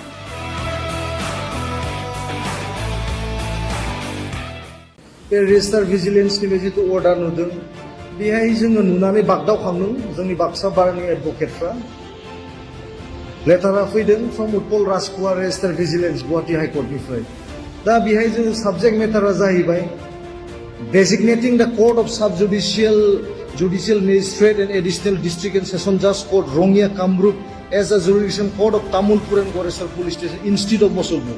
Tarmane ma, जोंनि Mosolpur Court निफ्राय बेखौ रङियायाव दाननानै लांसिगोन। दा बे कारना मानि थाखाय जों बुंनो हाया, किन्तु जोंनि बिटिसि निफ्राय जितु मोनखानाय थाखानायखौ मोनसे दिनै जोङो सासे एडभोकेट हिसाबै आं बेखौनो बुंनो नागिरदों। प्रमद बर' नोंथाङा मा खालामनो सानदों? मोनसेनिफ्राय मोनसे दिनै हगारलांगासिनो जोंनि पावारफोरखौ। आচ্ছা प्रमद बर' नोंथाङा मा खालामनो सानदों? मोनसेनिफ्राय मोनसे दिनै हगारलांगासिनो दङ जोंनि पावारफोरखौ। बिराद अयनाय खामानि जादों बियो। इमिडियेट स्टेप लाबाय प्रमद बर' नोंथां। बिटिसिआव मोनखानाय थाखानायखौनो मोनसे हगार हरगासिनो दङ। दिनै मोनसेनिफ्राय मोनसे लांबाय थायोब्ला बाक्सा डिस्ट्रिक्ट थाबावगोन नामा बेहाय? बर' फिसाफ्रा गोदोनिफ्रायनो आन्दालन खालामबोबाय थाबाय। दिनै बिटिआर सुक्ति खालामनायनि उनाव मोनसेबो बर'नि फेभाराव मोनसेबो अर्डारा ओंखारला। जोंनि बर' फिसाफ्रा गोदोनिफ्रायनो आन्दालन खालामबोबाय थाबाय। दिनै जों बिटिआर सुक्ति खालामनायनि उनाव मा मोनसेबो जोंनि बर'नि फेभाराव मोनसेबो अर्डारानो ओंखारला। गासिबो मोनसे उल्थासो ओंखारबाय। गासिबो मोनसे उल्थासो अर्डार ओंखारजोब्बाय। मैयानि नटिफिकेसन, बे नटिफिकेसना ओरैबायदि गिख्रंथाव मोनसे। मैयानि जितु नटिफिकेसन, बे नटिफिकेसनाथ' ओरैबायदि गिख्रंथाव मोनसे, मानो होनबा जोंनि प्रेक्टिसिं एडभोकेट बाक्सानि जितु प्रेजेन्ट जितु एडभोकेट बिथांमोननिफ्राय दिनै सेनानै दिनै रङिया कर्टआव मानो लांनो हाखो? मानगोनां प्रमद बर', नोंथाङा उन्दुनानै दङ नामा? जोंना मानगोनां प्रमद बर' नोंथाङा उन्दुना दं नामा? मा खालामदों? पलिटिकेल पावारनि नामाव दिनै ओरैनो पलिटिसियान खालामबाय थाबा जानाय नङा।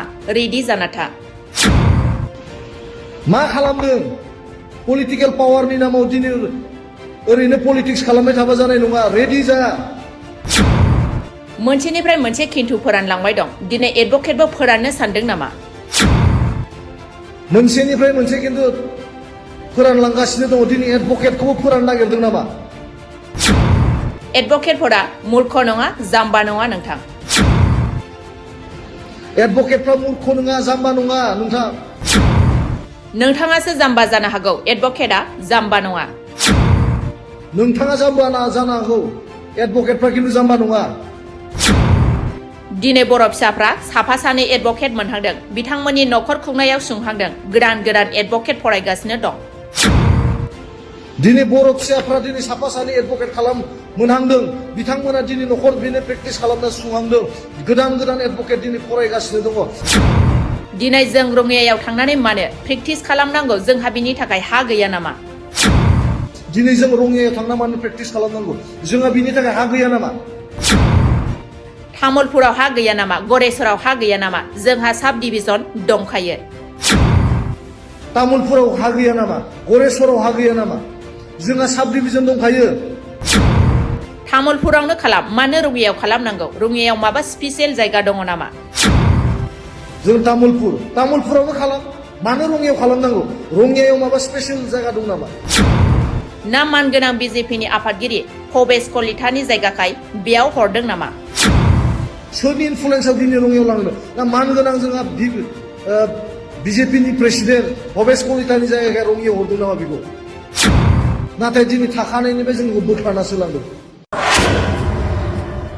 तामुलपुर आरो गरेसर पुलिस थाना बेन्दोंनि बिजिरथायखौ मुसलपुर बिजिरसालिनि सोलायै कामरुप जिल्लानि रङियायाव थानाय बिजिरसालियाव लांबाय। तामुलपुर आरो गरेसरनि बिजिरथाया मुसलपुरनि सोलायै कामरुपनि रङियायाव जासिगोन।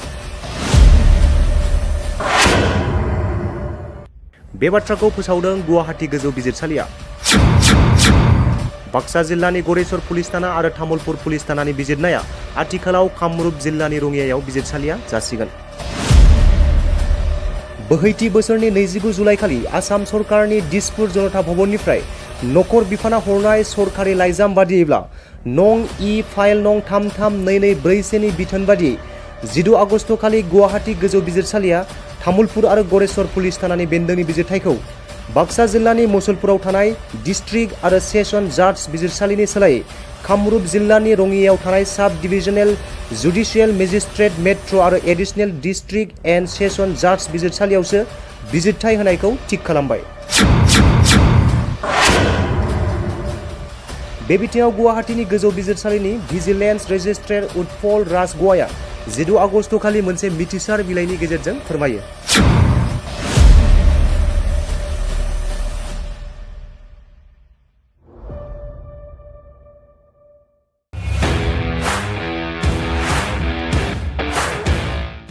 इन्डिपेन्डेन्स डे स्पेशल अफार लाबोदों सेरफांगुरियाव थानाय फुंखा इन्टारप्राइज बाजाज श'रुमा। बाजाज बाइक सालायनो मोजां मोनग्रा सुबुंफोरनि थाखाय गाहाम खौरां।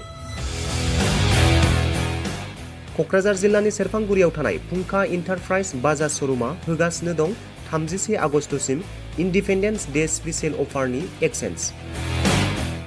बाइक बायगिरि बिथांमोना इसेल' बिबांनि रां होग्रोनानै प्लेटिनानि मडेल, बाजाज सिटीनि मडेल आरो पालसार 125 नि गासैबो मडेलनि बाइकखौ आरसि आरो इन्सुरेन्स लाफानानै 10,999 रां बेसेनावनो ल'एस्ट डाउन पेमेन्ट होनानै बाइक लानो हागोन आरो 1,000 रां होग्रोनानै गोसो बायदि बाइकखौ आवग्रिनानै दोननो हागोन।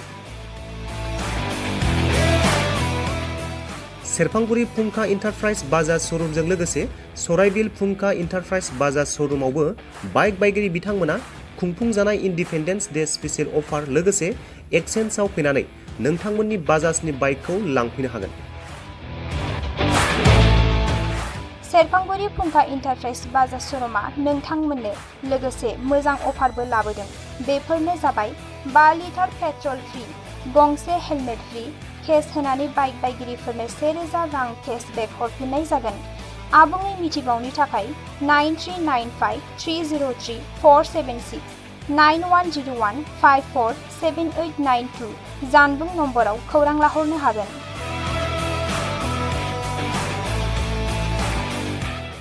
बे रेजिस्टार भिजिलेन्सनि जितु अर्डार नुदों बेहाय जोङो नुनानै बागदावखांदों जोंनि बाक्सा बारनि एडभकेटफ्रा। लेटारा फैदों from Utpal Rajkhowa registrar vigilance Guwahati हाइकर्टनिफ्राय।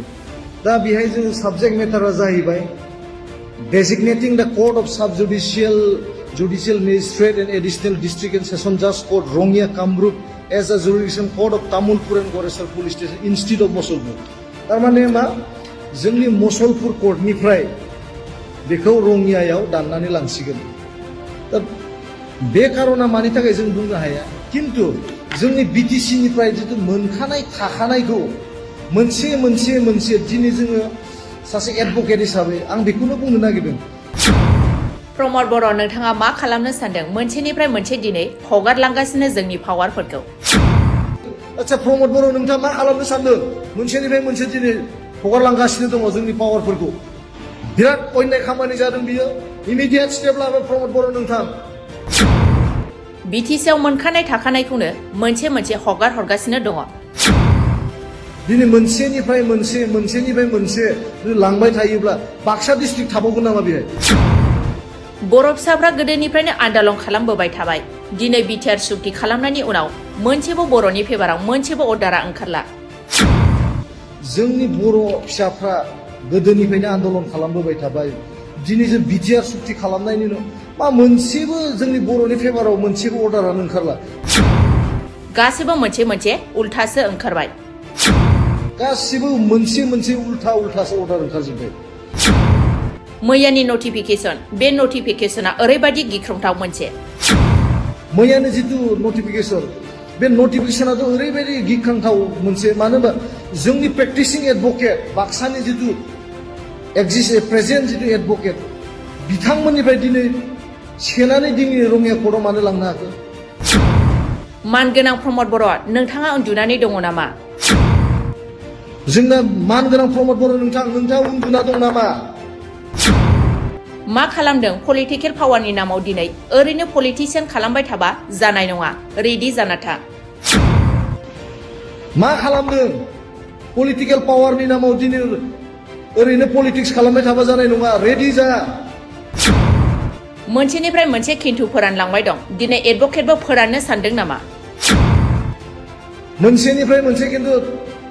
फोरानलांगासिनो दङ दिनै एडभकेटखौबो फोराननो नागिरदों नामा एडभकेटफोरा मूर्ख नङा जाम्बा नङा नोंथां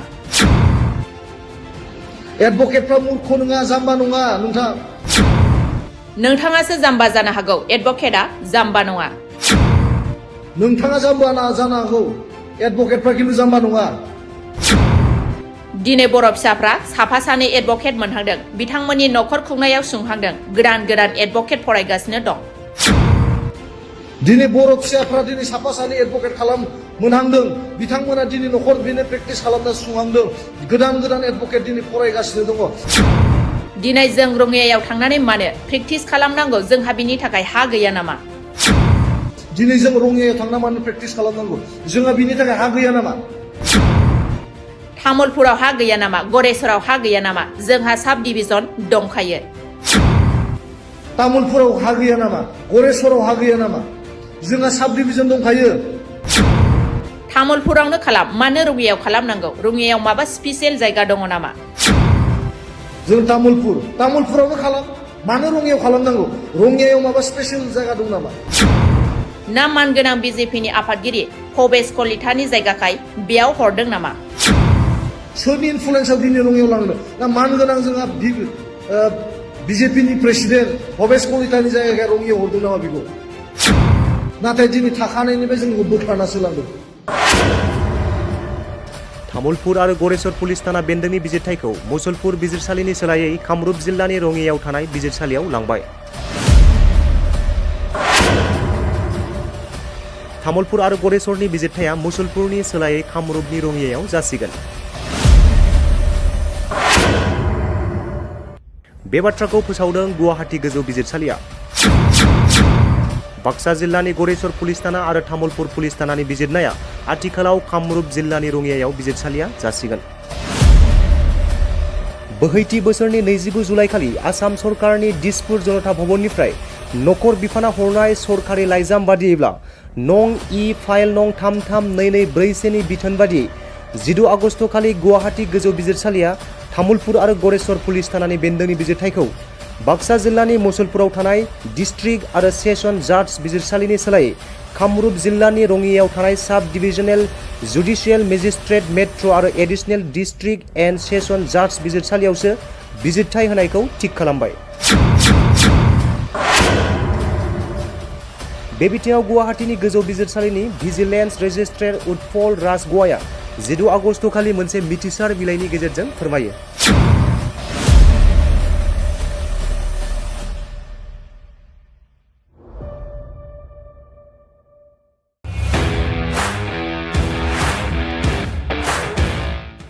इन्डिपेन्डेन्स डे स्पेशल अफार लाबोदों सेरफांगुरियाव थानाय फुंखा इन्टारप्राइज बाजाज शोरूमा बाजाज बाइक सालायनो मोजां मोनग्रा सुबुंफोरनि थाखाय गाहाम खौरां क'क्राझार जिल्लानि सेरफांगुरियाव थानाय फुंखा इन्टारप्राइज बाजाज शोरूमा होगासिनो दं 31 आगस्टसिम इन्डिपेन्डेन्स डे स्पेशल अफारनि एक्सेन्स बाइक बायगिरि बिथांमोना इसेल' बिबांनि रां होग्रोनानै प्लेटिनानि मडेल बाजाज सिटीनि मडेल आरो पालसार 125 नि गासैबो मडेलनि बाइकखौ आरसि आरो इन्सुरेन्स लाफानानै 10,999 रां बेसेनावनो लवेस्ट डाउन पेमेन्ट होनानै बाइक लानो हागोन आरो 1,000 रां होग्रोनानै गोसो बायदि बाइकखौ आवग्रिनानै दोननो हागोन सेरफांगुरि फुंखा इन्टारप्राइज बाजाज शोरूमजों लोगोसे सराइबिल फुंखा इन्टारप्राइज बाजाज शोरूमावबो बाइक बायगिरि बिथांमोना खुंफुंजानाय इन्डिपेन्डेन्स डे स्पेशल अफार लोगोसे एक्सेन्सआव फैनानै नोंथांमोननि बाजाजनि बाइकखौ लांफैनो हागोन सेरफांगुरि फुंखा इन्टारप्राइज बाजाज शोरूमा नोंथांमोननो लोगोसे मोजां अफारबो लाबोदों बेफोरनो जाबाय 5 लिटार पेट्रल फ्रि गंसे हेलमेट फ्रि केस होनानै बाइक बायगिरिफोरनो 1,000 रां केशबेक हरफिननाय जागोन आबुङै मिथिबावनो थाखाय 9395303476 9101547892 जानबुं नम्बराव खौरां लाहरनो हागोन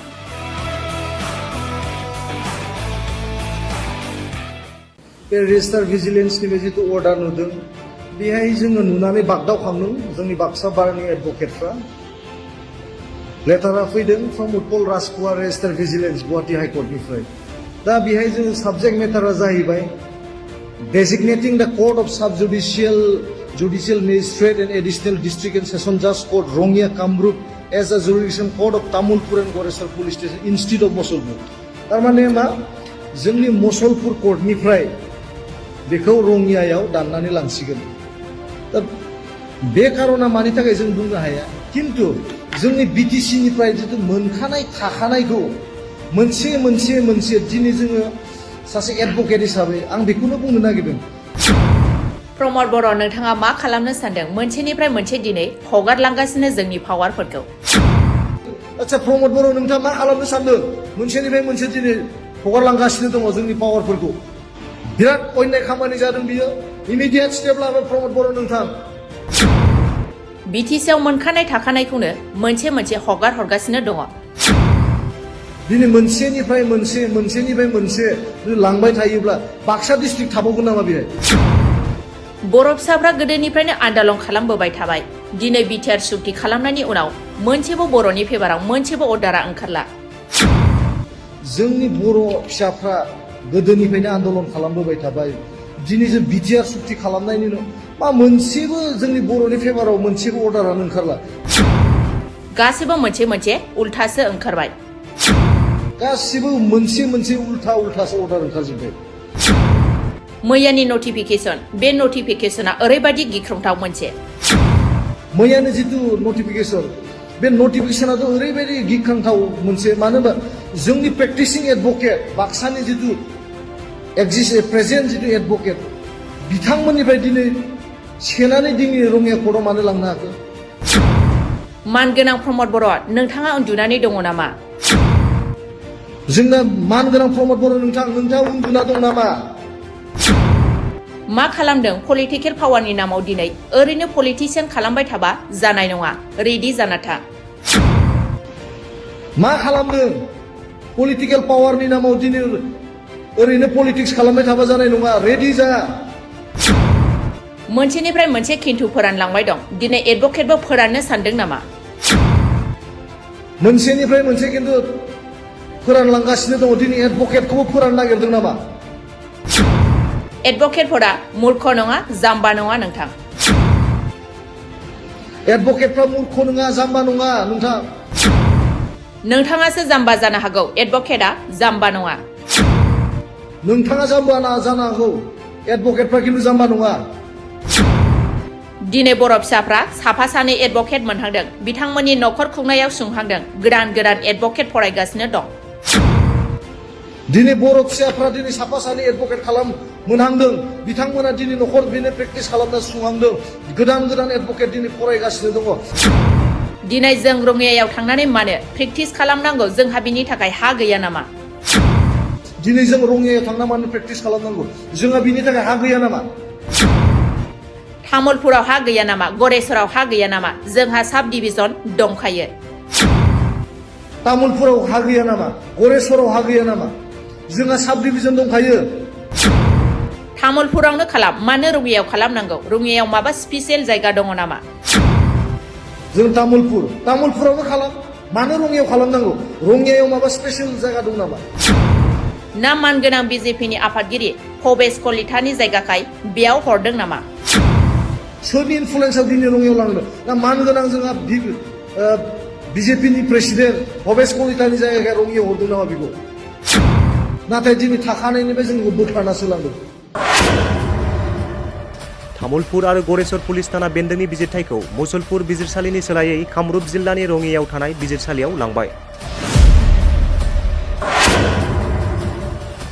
तामुलपुर आरो गरेसरनि बिजिरथाया मुसलपुरनि सोलायै कामरुपनि रङियायाव जासिगोन।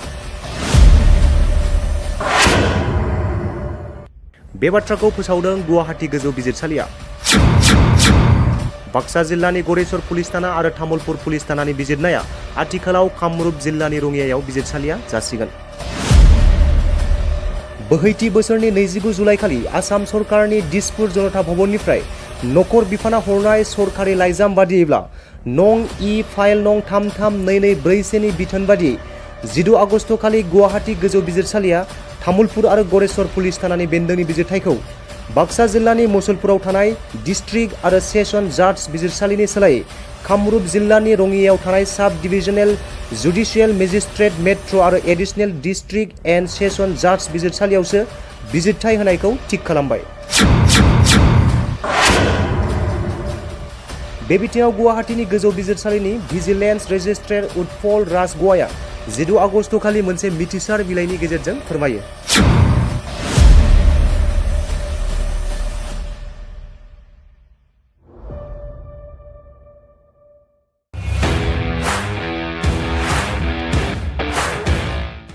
इन्डिपेन्डेन्स डे स्पेशल अफार लाबोदों सेरफांगुरियाव थानाय फुंखा इन्टारप्राइज बाजाज श'रुमा। बाजाज बाइक सालायनो मोजां मोनग्रा सुबुंफोरनि थाखाय गाहाम खौरां। क'क्राझार जिल्लानि सेरफांगुरियाव थानाय फुंखा इन्टारप्राइज बाजाज श'रुमा होगासिनो दं 31 आगस्टसिम इन्डिपेन्डेन्स डे स्पेशल अफारनि एक्सेन्स। बाइक बायगिरि बिथांमोना इसेल' बिबांनि रां होग्रोनानै प्लेटिनानि मडेल, बाजाज सिटीनि मडेल आरो पालसार 125 नि गासैबो मडेलनि बाइकखौ आरसि आरो इन्सुरेन्स लाफानानै 10,999 रां बेसेनावनो ल'एस्ट डाउन पेमेन्ट होनानै बाइक लानो हागोन आरो 1,000 रां होग्रोनानै गोसो बायदि बाइकखौ आवग्रिनानै दोननो हागोन। सेरफांगुरि फुंखा इन्टारप्राइज बाजाज श'रुमजों लोगोसे सराइबिल फुंखा इन्टारप्राइज बाजाज श'रुमावबो बाइक बायगिरि बिथांमोना खुंफुंजानाय इन्डिपेन्डेन्स डे स्पेशल अफार लोगोसे एक्सेन्सआव फैनानै नोंथांमोननि बाजाजनि बाइकखौ लांफैनो हागोन। सेरफांगुरि फुंखा इन्टारप्राइज बाजाज श'रुमा नोंथांमोननो लोगोसे मोजां अफारबो लाबोदों। बेफोरनो जाबाय 5 लिटार पेट्रल फ्रि, गंसे हेलमेट फ्रि, केस होनानै बाइक बायगिरिफोरनो 1,000 रां केशबेक हरफिननाय जागोन। आबुङै मिथिबावनो थाखाय 9395303476 9101547892 जानबुं नम्बराव खौरां लाहरनो हागोन।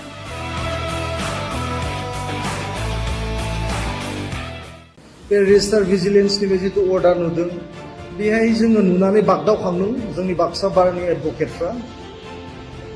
लेटारा फैदों from Utpal Rajkhowa registrar vigilance Guwahati हाइकर्टनिफ्राय। दा बेहाय जोङो साबजेक्ट मेटारा जाहैबाय designating the court of sub judicial magistrate and additional district and session जाज court Rangiya Kamrup as a jurisdiction court of Tamulpur and Goreswar police station institute of Musalpur.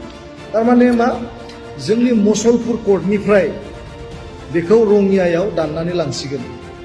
दा बे कारना मानि थाखाय जों बुंनो हाया, खिन्थु जोंनि बिटिसिनिफ्राय जिथु मोनखानाय थाखानायखौ मोनसे दिनै जोङो सासे एडभकेट हिसाबै आं बेखौनो बुंनो नागिरदों। प्रमद बर' नोंथाङा मा खालामनो सानदों? मोनसेनिफ्राय मोनसे दिनै हगारलांगासिनो जोंनि पावारफोरखौ। आচ্ছা प्रमद बर' नोंथाङा मा खालामनो सानदों? मोनसेनिफ्राय मोनसे दिनै हगारलांगासिनो दङ जोंनि पावारफोरखौ। बिराद अयनाय खामानि जादों बियो। इमिडियेट स्टेप लाबाय प्रमद बर' नोंथां। बिटिसिआव मोनखानाय थाखानायखौनो मोनसे हगार हरगासिनो दङ। दिनै मोनसेनिफ्राय मोनसे लांबाय थायोब्ला बाक्सा डिस्ट्रिक्ट थाबावगोन नामा बेहाय? बर' फिसाफ्रा गोदोनिफ्रायनो आन्दालन खालामबोबाय थाबाय। दिनै बिटिआर सुक्ति खालामनायनि उनाव मोनसेबो बर'नि फेभाराव मोनसेबो अर्डारा ओंखारला। जोंनि बर' फिसाफ्रा गोदोनिफ्रायनो आन्दोलन खालामबोबाय थाबाय। दिनै जों बिटिआर सुक्ति खालामनायनि उनाव मा मोनसेबो जोंनि बर'नि फेभाराव मोनसेबो अर्डारानो ओंखारला। गासिबो मोनसे उल्थासो ओंखारबाय। गासिबो मोनसे उल्थासो अर्डार ओंखारजोब्बाय। मैयानि नटिफिकेसन, बे नटिफिकेसना ओरैबायदि गिख्रंथाव मोनसे। मैयानि जिथु नटिफिकेसन, बे नटिफिकेसनाथ' ओरैबायदि गिख्रंथाव मोनसे। मानो होनबा जोंनि प्रेक्टिसिं एडभकेट बाक्सानि जिथु प्रेजेन्ट जिथु एडभकेट बिथांमोननिफ्राय दिनै सेनानै दिनै रङिया कर्टआव मानो लांनो हाखो? मानगोनां प्रमद बर', नोंथाङा उन्दुनानै दङ नामा? जोंना मानगोनां प्रमद बर' नोंथाङा उन्दुना दं नामा? मा खालामदों? पलिटिकेल पावारनि नामाव दिनै ओरैनो पलिटिसियान खालामबाय थाबा जानाय नङा। रेडि जाना था। मा खालामदों? पलिटिकेल पावारनि नामाव दिनै ओरैनो पलिटिक्स खालामबाय थाबा जानाय नङा। रेडि जा। मोनसेनिफ्राय मोनसे खिन्थु फोरानलांबाय दं। दिनै एडभकेटबो फोराननो सानदों नामा? मोनसेनिफ्राय मोनसे खिन्थु फोरानलांगासिनो दङ दिनै एडभकेटखौबो फोराननो नागिरदों नामा एडभकेटफोरा मूर्ख नङा जाम्बा नङा नोंथां एडभकेटफ्रा मूर्ख नङा जाम्बा नङा नोंथां नोंथाङासो जाम्बा जानो हागौ एडभकेटआ जाम्बा नङा नोंथाङा जाम्बा जानो हागौ एडभकेटफ्रा खिन्थु जाम्बा नङा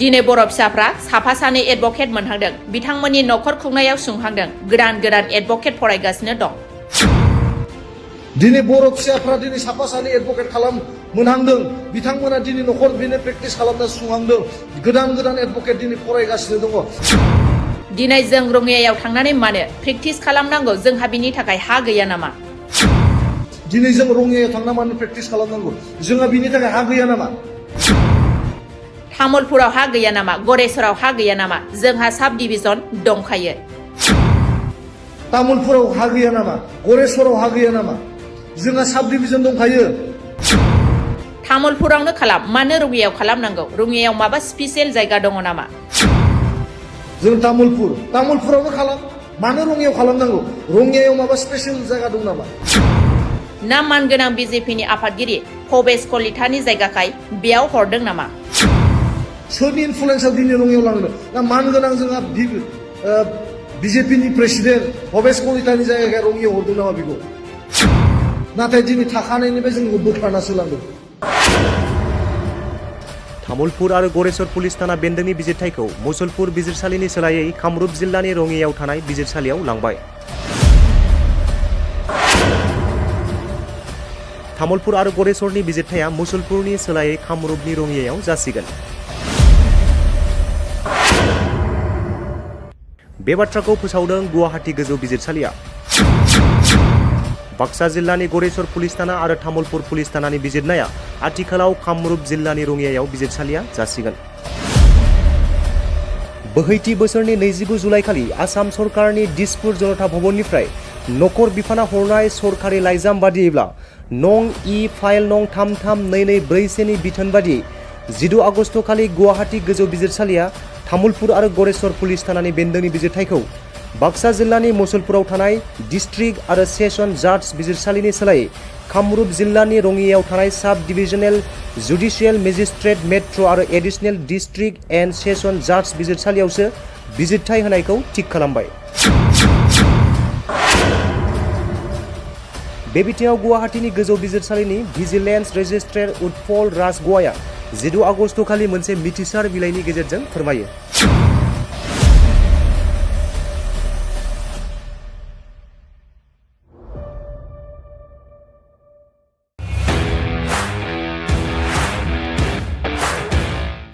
इन्डिपेन्डेन्स डे स्पेशल अफार लाबोदों सेरफांगुरियाव थानाय फुंखा इन्टारप्राइज बाजाज श'रुमा बाजाज बाइक सालायनो मोजां मोनग्रा सुबुंफोरनि थाखाय गाहाम खौरां क'क्राझार जिल्लानि सेरफांगुरियाव थानाय फुंखा इन्टारप्राइज बाजाज श'रुमा होगासिनो दं 31 आगस्तसिम इन्डिपेन्डेन्स डे स्पेशल अफारनि एक्सेन्स बाइक बायगिरि बिथांमोना इसेल' बिबांनि रां होग्रोनानै प्लेटिनानि मडेल बाजाज सिटीनि मडेल आरो पालसार 125 नि गासैबो मडेलनि बाइकखौ आरसि आरो इन्सुरेन्स लाफानानै 10,999 रां बेसेनावनो लवेस्ट डाउन पेमेन्ट होनानै बाइक लानो हागोन आरो 1,000 रां होग्रोनानै गोसो बायदि बाइकखौ आवग्रिनानै दोननो हागोन सेरफांगुरि फुंखा इन्टारप्राइज बाजाज श'रुमजों लोगोसे सराइबिल फुंखा इन्टारप्राइज बाजाज श'रुमावबो बाइक बायगिरि बिथांमोना खुंफुंजानाय इन्डिपेन्डेन्स डे स्पेशल अफार लोगोसे एक्सेन्सआव फैनानै नोंथांमोननि बाजाजनि बाइकखौ लांफैनो हागोन सेरफांगुरि फुंखा इन्टारप्राइज बाजाज श'रुमा नोंथांमोननो लोगोसे मोजां अफारबो लाबोदों बेफोरनो जाबाय 5 लिटार पेट्रल फ्रि गंसे हेलमेट फ्रि केस होनानै बाइक बायगिरिफोरनो 1,000 रां केशबेक हरफिननाय जागोन आबुङै मिथिबावनो थाखाय 9395303476 9101547892 जानबुं नम्बराव खौरां लाहरनो हागोन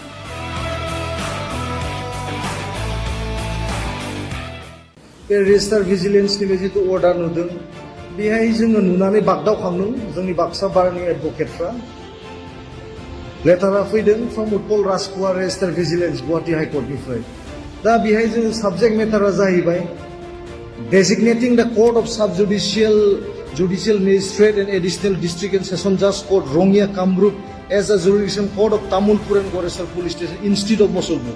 Tarmane ma जोंनि Mosolpur court निफ्राय बेखौ रङियायाव दाननानै लांसिगोन। दा बे कारना मानि थाखाय जों बुंनो हाया, किन्तु जोंनि बिटिसि निफ्राय जितु मोनखानाय थाखानायखौ मोनसे दिनै जोङो सासे एडभोकेट हिसाबै आं बेखौनो बुंनो नागिरदों।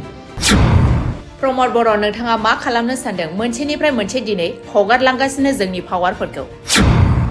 आচ্ছা प्रमद बर' नोंथाङा मा खालामनो सानदों मोनसेनिफ्राय मोनसे दिनै हगारलांगासिनो दङ जोंनि पावारफोरखौ? बिराद अन्याय खामानि जादों बियो। इमिडियेट स्टेप लाबाय प्रमद बर' नोंथां। बिटिसिआव मोनखानाय थाखानायखौनो मोनसे हगारहरगासिनो दङ। दिनै मोनसेनिफ्राय मोनसे लांबाय थायोब्ला बाक्सा डिस्ट्रिक्ट थाबावगोन नामा बेहाय? बर' फिसाफ्रा गोदोनिफ्रायनो आन्दालन खालामबोबाय थाबाय। दिनै बिटिआर सुक्ति खालामनायनि उनाव मोनसेबो बर'नि फेभाराव मोनसेबो अर्डारा ओंखारला। जोंनि बर' फिसाफ्रा गोदोनिफ्रायनो आन्दालन खालामबोबाय थाबाय। दिनै जों बिटिआर सुक्ति खालामनायनि उनाव मा मोनसेबो जोंनि बर'नि फेभाराव मोनसेबो अर्डारानो ओंखारला। गासिबो मोनसे उल्थासो ओंखारबाय। गासिबो मोनसे उल्थासो अर्डार ओंखारजोब्बाय। मैयानि नटिफिकेसन, बे नटिफिकेसना ओरैबायदि गिख्रंथाव मोनसे। मैयानि जितु नटिफिकेसन, बे नटिफिकेसनाथ' ओरैबायदि गिख्रंथाव मोनसे, मानो होनबा जोंनि प्रेक्टिसिं एडभोकेट बाक्सानि जितु प्रेजेन्ट जितु एडभोकेट बिथांमोननिफ्राय दिनै सेनानै दिनै रङिया कर्टआव मानो लांनो हाखो? मानगोनां प्रमद बर' नोंथाङा उन्दुनानै दङ नामा? जोंना मानगोनां प्रमद बर' नोंथाङा उन्दुना दं नामा? मा खालामदों पलिटिकेल पावारनि नामाव दिनै ओरैनो पलिटिसियान खालामबाय थाबा जानाय नङा। रेडि जाना था। मा खालामदों पलिटिकेल पावारनि नामाव दिनै ओरैनो पलिटिक्स खालामबाय थाबा जानाय नङा। रेडि जा। मोनसेनिफ्राय मोनसे खिन्थु फोरानलांबाय दं। दिनै एडभोकेटबो फोराननो सानदों नामा? मोनसेनिफ्राय मोनसे खिन्थु फोरानलांगासिनो दङ। दिनै एडभोकेटखौबो फोराननो नागिरदों नामा? एडभोकेटफोरा मूर्ख नङा, जाम्बा नङा नोंथां। एडभोकेटफ्रा मूर्ख नङा, जाम्बा नङा नोंथां। नोंथाङासो जाम्बा जानो हागौ, एडभोकेटआ जाम्बा नङा। नोंथाङा जाम्बा जानो हागौ, एडभोकेटफ्रा खिन्थु जाम्बा नङा। दिनै बर' फिसाफ्रा साफा सानै एडभोकेट मोनहांदों। बिथांमोननि न'खर खुंनायाव सुंहांदों। गोदान एडभोकेट फरायगासिनो दं। दिनै बर' फिसाफ्रा दिनै साफा सानै एडभोकेट मोनहांदों। बिथांमोना दिनै न'खर बेनो प्रेक्टिस खालामना सुंहांदों। गोदान एडभोकेट दिनै फरायगासिनो दङ। दिनै जों रङियायाव थांनानै मानो प्रेक्टिस खालामनांगौ? जोंहा बिनि थाखाय हा गैया नामा? दिनै जों रङियायाव थांना मानो प्रेक्टिस खालामनांगौ? जोंहा बिनि थाखाय हा गैया नामा? तामुलपुराव हा गैया नामा? गरेस्वराव हा गैया नामा? जोंहा साब डिभिजन दंखायो। तामुलपुराव हा गैया नामा? गरेस्वराव हा गैया नामा? जोंहा साब डिभिजन दंखायो। तामुलपुरावनो खालाम, मानो रङियायाव खालामनांगौ? रङियायाव माबा स्पेसियेल जायगा दङ नामा? जों तामुलपुरावनो खालाम, मानो रङियायाव खालामनांगौ? रङियायाव माबा स्पेसियेल जायगा दं नामा? ना मानगोनां बिजेपिनि आफादगिरि भबेश कलितानि जायगाखाय बेयाव हरदों नामा? सोरनि इनफ्लुयेन्सआव दिनै रङियायाव लांदों? ना मानगोनां जोंहा बिजेपिनि प्रेसिडेन्ट भबेश कलितानि जायगाया रङियायाव हरदों नामा बेखौ? नाथाय दिनै थाखानायनिफ्राय जोंखौ बोखारनासो लांदों। तामुलपुर आरो गरेस्वर पुलिस थाना बेन्दोंनि बिजिरथायखौ मुसलपुर बिजिरसालिनि सोलायै कामरुप जिल्लानि रङियायाव थानाय बिजिरसालियाव लांबाय। तामुलपुर आरो गरेस्वरनि बिजिरथाया मुसलपुरनि सोलायै कामरुपनि रङियायाव जासिगोन। बे बाथ्राखौ फोसावदों गुवाहाटी गोजौ बिजिरसालिया। बाक्सा जिल्लानि गरेस्वर पुलिस थाना आरो तामुलपुर पुलिस थानानि बिजिरनाया आथिखालाव कामरुप जिल्लानि रङियायाव बिजिरसालिया जासिगोन। बोहैथि बोसोरनि 29 जुलाइखालि आसाम सरकारनि दिसपुर जनता भवननिफ्राय नखर बिफाना हरनाय सरकारि लाइजाम बादियैब्ला नं इ फाइल नं 33224 नि बिथोन बादियै 12 आगस्तखालि गुवाहाटी गोजौ बिजिरसालिया तामुलपुर आरो गरेस्वर पुलिस थानानि बेन्दोंनि बिजिरथायखौ बाक्सा जिल्लानि मुसलपुराव थानाय डिस्ट्रिक्ट आरो सेसन जाज बिजिरसालिनि सोलायै कामरुप जिल्लानि रङियाव थानाय साब डिभिजनेल जुडिशियेल मेजिस्ट्रेट मेट्र' आरो एडिशनेल डिस्ट्रिक्ट एन्ड सेसन जाज बिजिरसालियावसो बिजिरथाय होनायखौ थिग खालामबाय। बे बिथिङाव गुवाहाटीनि गोजौ बिजिरसालिनि भिजिलेन्स रेजिस्ट्रार उत्पल राजगवाया 16 आगस्ट खालि मोनसे मिथिसार बिलाइनि गेजेरजों फोरमायो।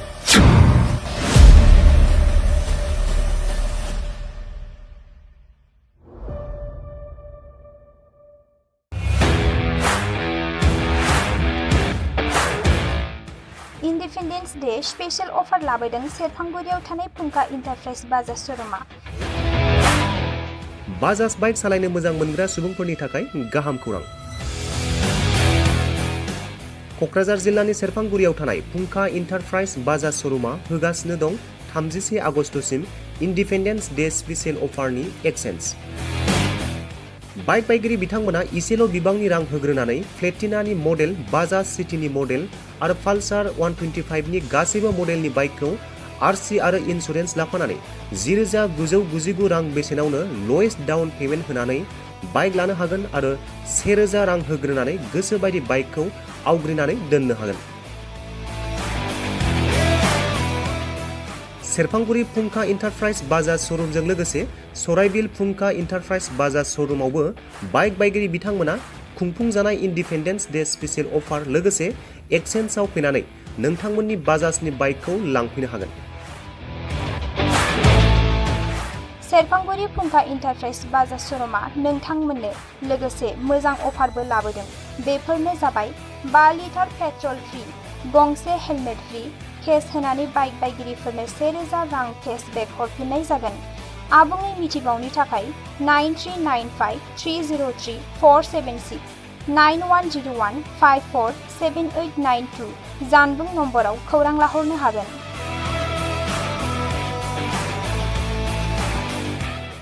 बे रेजिस्टार भिजिलेन्सनि जितु अर्डार नुदों बेहाय जोङो नुनानै बागदावखांदों जोंनि बाक्सा बारनि एडभकेटफ्रा।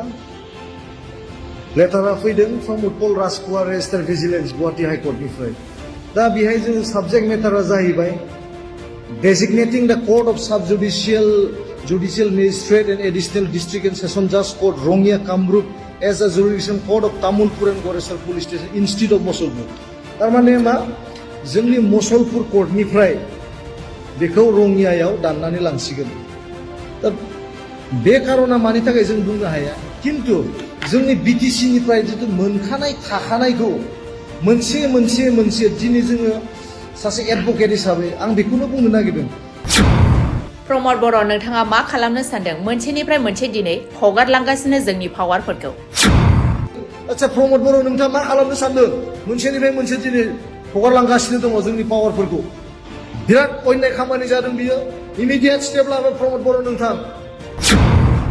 बिटिसिआव मोनखानाय थाखानायखौनो मोनसे हगार हरगासिनो दङ। दिनै मोनसेनिफ्राय मोनसे लांबाय थायोब्ला बाक्सा डिस्ट्रिक्ट थाबावगोन नामा बेहाय? बर' फिसाफ्रा गोदोनिफ्रायनो आन्दालन खालामबोबाय थाबाय।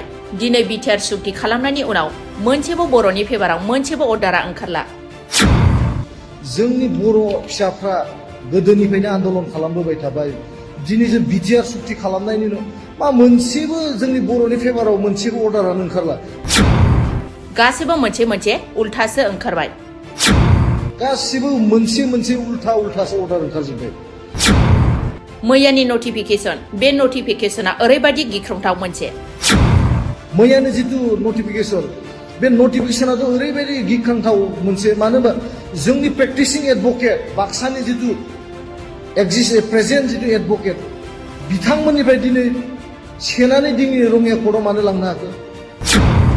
मानगोनां प्रमद बर' नोंथाङा उन्दुनानै दङ नामा? जोंना मानगोनां प्रमद बर' नोंथाङा उन्दुना दं नामा? मा खालामदों? पलिटिकेल पावारनि नामाव दिनै ओरैनो पलिटिसियान खालामबाय थाबा जानाय नङा। रेडि जाना था। मा खालामदों? पलिटिकेल पावारनि नामाव दिनै ओरैनो पलिटिक्स खालामबाय थाबा जानाय नङा। रेडि जा। मोनसेनिफ्राय मोनसे खिन्थु फोरानलांबाय दं। दिनै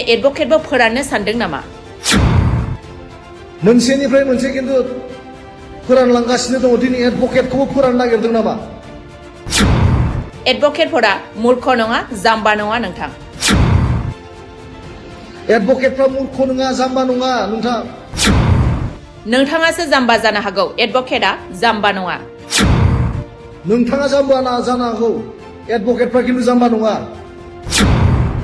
दिनै बर' फिसाफ्रा साफा सानै एडभकेट मोनहांदों बिथांमोननि न'खर खुंनायाव सुंहांदों गोदान गोदान एडभकेट फरायगासिनो दं दिनै बर' फिसाफ्रा दिनै साफा सानै एडभकेट मोनहांदों बिथांमोना दिनै न'खर बेनो प्रेक्टिस खालामना सुंहांदों गोदान गोदान एडभकेट दिनै फरायगासिनो दङ दिनै जों रङियायाव थांनानै मानो प्रेक्टिस खालामनांगौ जोंहा बिनि थाखाय हा गैया नामा दिनै जों रङियायाव थांना मानो प्रेक्टिस खालामनांगौ जोंहा बिनि थाखाय हा गैया नामा तामुलपुराव हा गैया नामा गरेस्वराव हा गैया नामा जोंहा साब डिभिजन दंखायो तामुलपुराव हा गैया नामा गरेस्वराव हा गैया नामा जोंहा साब डिभिजन दंखायो तामुलपुरावनो खालाम मानो रङियायाव खालामनांगौ रङियायाव माबा स्पेसियेल जायगा दङ नामा जों तामुलपुरावनो खालाम मानो रङियायाव खालामनांगौ रङियायाव माबा स्पेसियेल जायगा दं नामा ना मानगोनां बिजेपिनि आफादगिरि भबेश कलितानि जायगाखाय बेयाव हरदों नामा सोरनि इनफ्लुयेन्सआव दिनै रङियायाव लांदों ना मानगोनां जोंहा बिजेपिनि प्रेसिडेन्ट भबेश कलितानि जायगायाव रङियायाव हरदों नामा बेखौ नाथाय दिनै थाखानायनिफ्राय जोंखौ बोखारनासो लांदों तामुलपुर आरो गरेस्वर पुलिस थाना बेन्दोंनि बिजिरथायखौ मुसलपुर बिजिरसालिनि सोलायै कामरुप जिल्लानि रङियायाव थानाय बिजिरसालियाव लांबाय तामुलपुर आरो गरेस्वरनि बिजिरथाया मुसलपुरनि सोलायै कामरुपनि रङियायाव जासिगोन बे बाथ्राखौ फोसावदों गुवाहाटी गोजौ बिजिरसालिया बाक्सा जिल्लानि गरेस्वर पुलिस थाना आरो तामुलपुर पुलिस थानानि बिजिरनाया आथिखालाव कामरुप जिल्लानि रङियायाव बिजिरसालिया जासिगोन बोहैथि बोसोरनि 29 जुलाइखालि आसाम सरकारनि दिसपुर जनता भवननिफ्राय नखर बिफाना हरनाय सरकारि लाइजाम बादियैब्ला नं इ फाइल नं 33224 नि बिथोन बादियै 16 आगस्ट खालि गुवाहाटी गोजौ बिजिरसालिया तामुलपुर आरो गरेस्वर पुलिस थानानि बेन्दोंनि बिजिरथायखौ बाक्सा जिल्लानि मुसलपुराव थानाय डिस्ट्रिक्ट आरो सेसन जाज बिजिरसालिनि सोलायै कामरुप जिल्लानि रङियायाव थानाय साब डिभिजनेल जुडिशियेल मेजिस्ट्रेट मेट्र आरो एडिशनेल डिस्ट्रिक्ट एन्ड सेसन जाज बिजिरसालियावसो बिजिरथाय होनायखौ थिक खालामबाय बे बिथिङाव गुवाहाटीनि गोजौ बिजिरसालिनि भिजिलेन्स रेजिस्ट्रार उत्पल राजगवाया 16 आगस्ट खालि मोनसे मिथिसार बिलाइनि गेजेरजों फोरमायो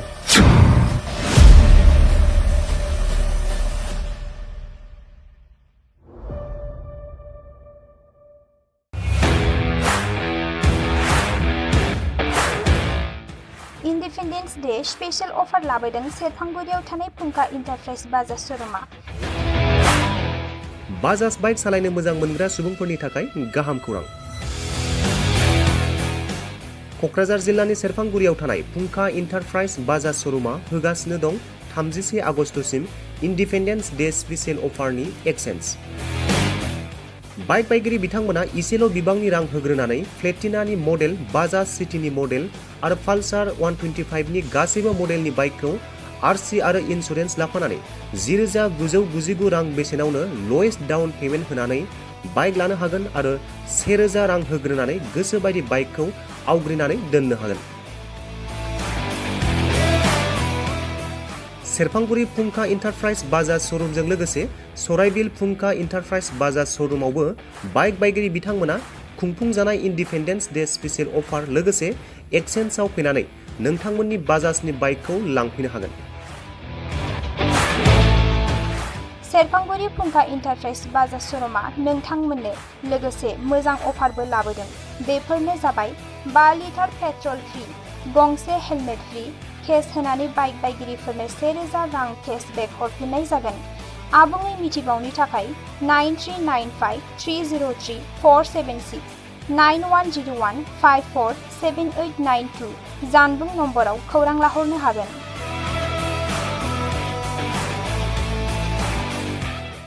बे रेजिस्टार भिजिलेन्सनि जिथु अर्डार नुदों बेहाय जोङो नुनानै बागदावखांदों जोंनि बाक्सा बारनि एडभकेटफ्रा लेटारा फैदों from Utpal Rajkumar registrar vigilance Guwahati हाइकर्टनिफ्राय दा बेहाय जोङो साबजेक्ट मेटारा जाहैबाय designating the court of judicial magistrate and additional district and session judge court Rongya Kamrup as a jurisdiction court of Tamulpur and Goresar police station instead of Mosolpur.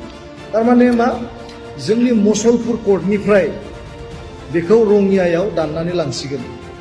दा बे कारना मानि थाखाय जों बुंनो हाया, किन्तु जोंनि बिटिसि निफ्राय जितु मोनखानाय थाखानायखौ मोनसे दिनै जोङो सासे एडभोकेट हिसाबै आं बेखौनो बुंनो नागिरदों.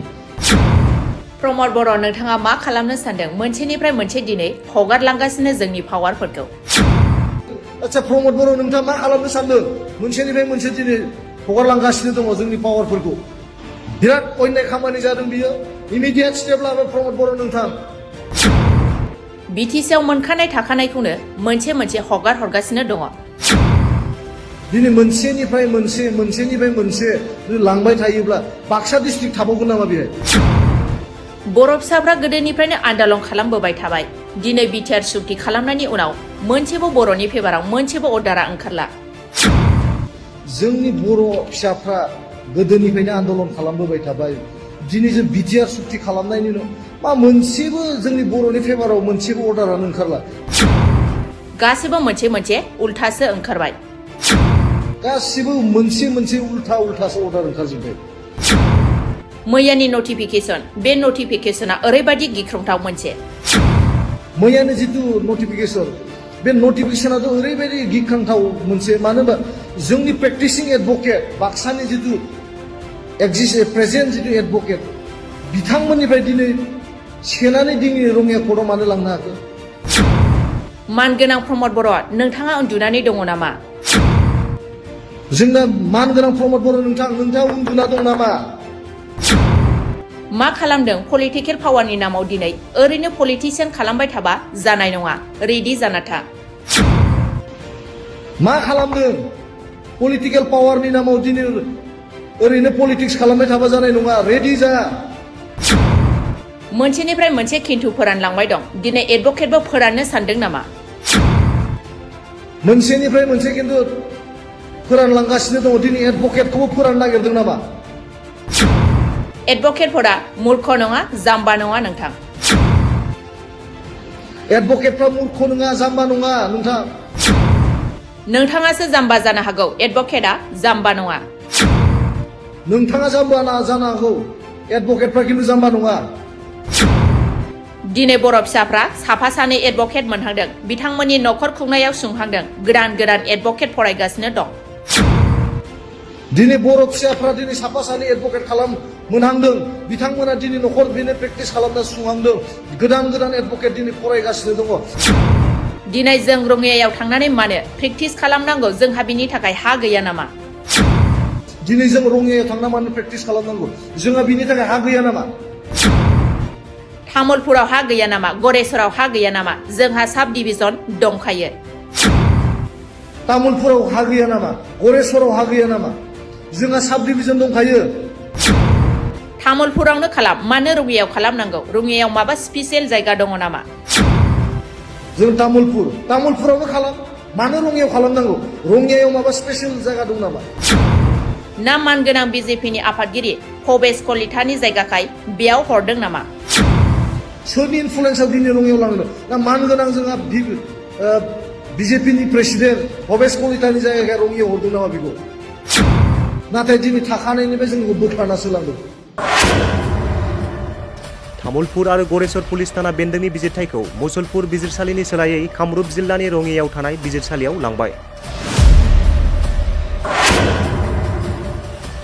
तामुलपुर आरो गरेसरनि बिजिरथाया मुसलपुरनि सोलायै कामरुपनि रङियायाव जासिगोन. बे बाथ्राखौ फोसावदों गुवाहाटी गोजौ बिजिरसालिया. बाक्सा जिल्लानि गरेसर पुलिस थाना आरो तामुलपुर पुलिस थानानि बिजिरनाया आथिखालाव कामरुप जिल्लानि रङियायाव बिजिरसालिया जासिगोन.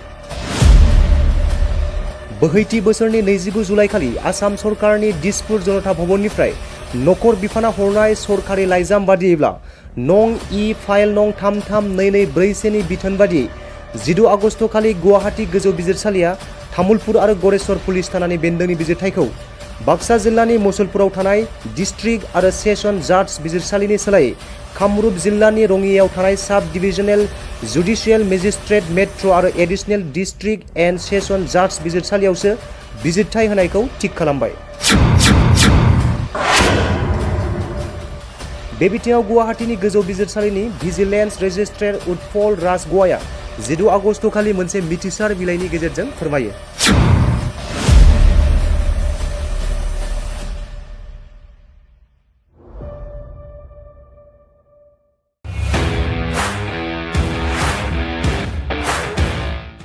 इन्डिपेन्डेन्स डे स्पेशल अफार लाबोदों सेरफांगुरियाव थानाय फुंखा इन्टारप्राइज बाजाज श'रुमा।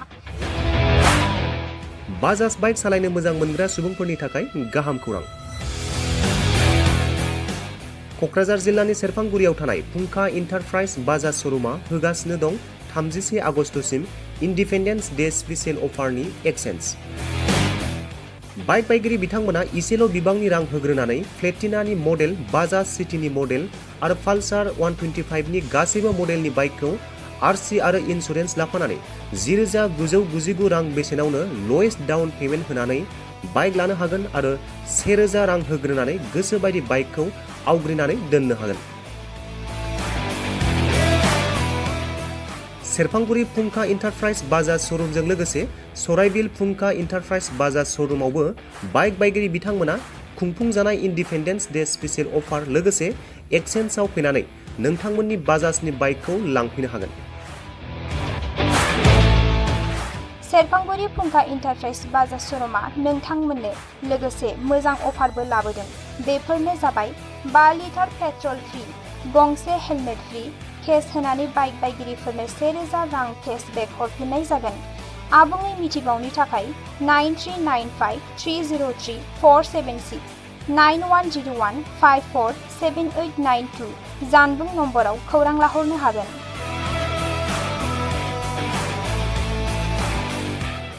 बे रेजिस्टार भिजिलेन्सनि जितु अर्डार नुदों बेहाय जोङो नुनानै बागदावखांदों जोंनि बाक्सा बारनि एडभकेटफ्रा। लेटारा फैदों from Utpal Rajkhowa registrar vigilance Guwahati हाइकर्टनिफ्राय।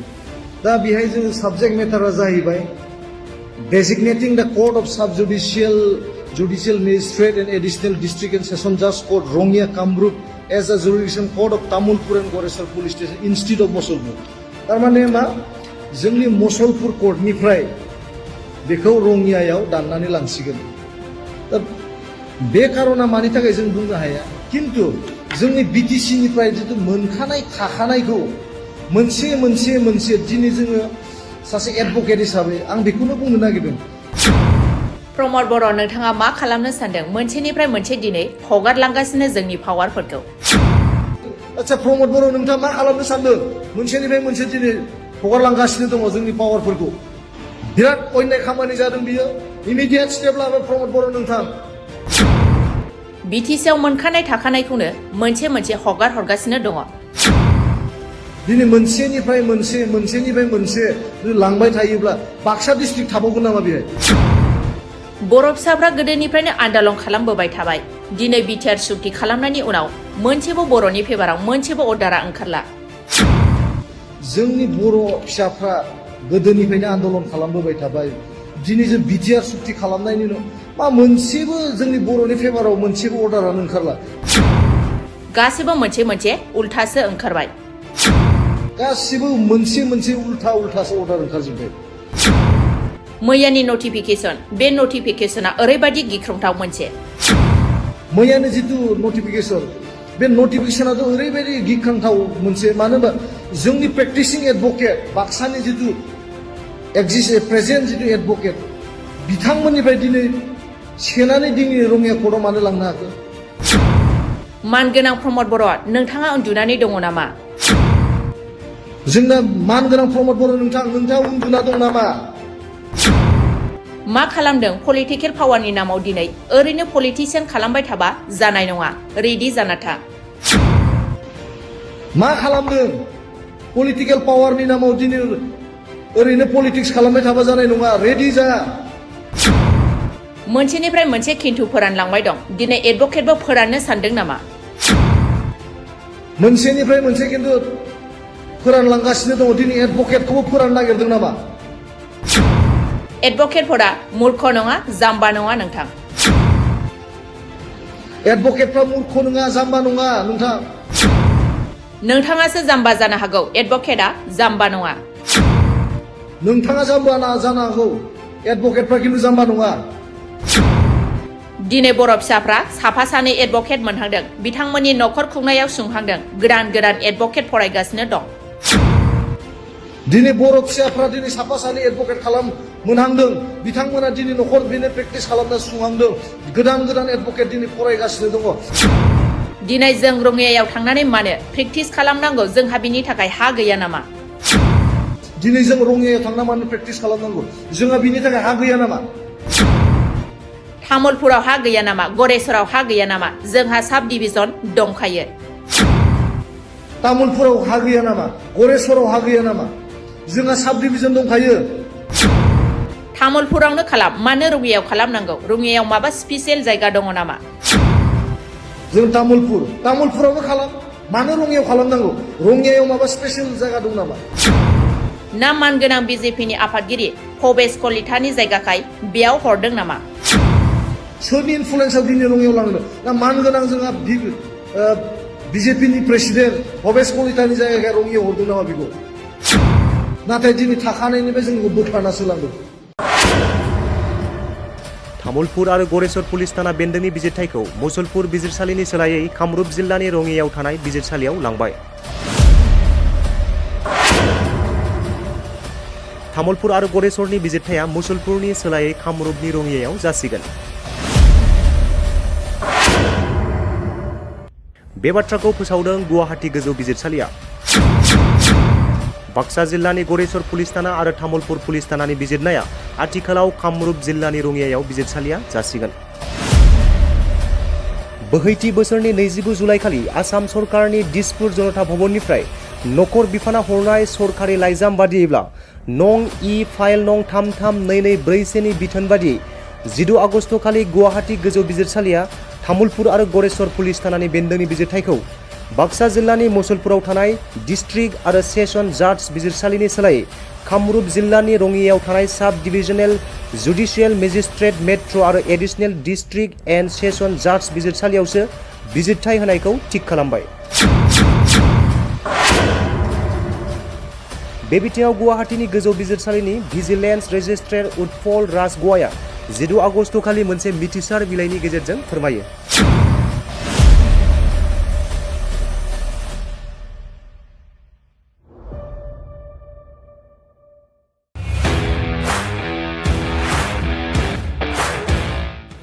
Independence day special अफार लाबोदों सेरफांगुरियाव थानाय फुंखा इन्टारप्राइज बाजाज श'रुमा बाजाज बाइक सालायनो मोजां मोनग्रा सुबुंफोरनि थाखाय गाहाम खौरां क'क्राझार जिल्लानि सेरफांगुरियाव थानाय फुंखा इन्टारप्राइज बाजाज श'रुमा होगासिनो दं 31 आगस्टसिम इन्डिपेन्डेन्स डे स्पेशल अफारनि एक्सेन्स बाइक बायगिरि बिथांमोना इसेल' बिबांनि रां होग्रोनानै प्लेटिनानि मडेल बाजाज सिटीनि मडेल आरो पालसार 125 नि गासैबो मडेलनि बाइकखौ आरसि आरो इन्सुरेन्स लाफानानै 10,999 रां बेसेनावनो लवेस्ट डाउन पेमेन्ट होनानै बाइक लानो हागोन आरो 1,000 रां होग्रोनानै गोसो बायदि बाइकखौ आवग्रिनानै दोननो हागोन सेरफांगुरि फुंखा इन्टारप्राइज बाजाज श'रुमजों लोगोसे सराइबिल फुंखा इन्टारप्राइज बाजाज श'रुमावबो बाइक बायगिरि बिथांमोना खुंफुंजानाय इन्डिपेन्डेन्स डे स्पेशल अफार लोगोसे एक्सेन्सआव फैनानै नोंथांमोननि बाजाजनि बाइकखौ लांफैनो हागोन सेरफांगुरि फुंखा इन्टारप्राइज बाजाज श'रुमा नोंथांमोननो लोगोसे मोजां अफारबो लाबोदों बेफोरनो जाबाय 5 लिटार पेट्रल फ्रि गंसे हेलमेट फ्रि केस होनानै बाइक बायगिरिफोरनो 1,000 रां केशबेक हरफिननाय जागोन आबुङै मिथिबावनो थाखाय 9395303476 9101547892 जानबुं नम्बराव खौरां लाहरनो हागोन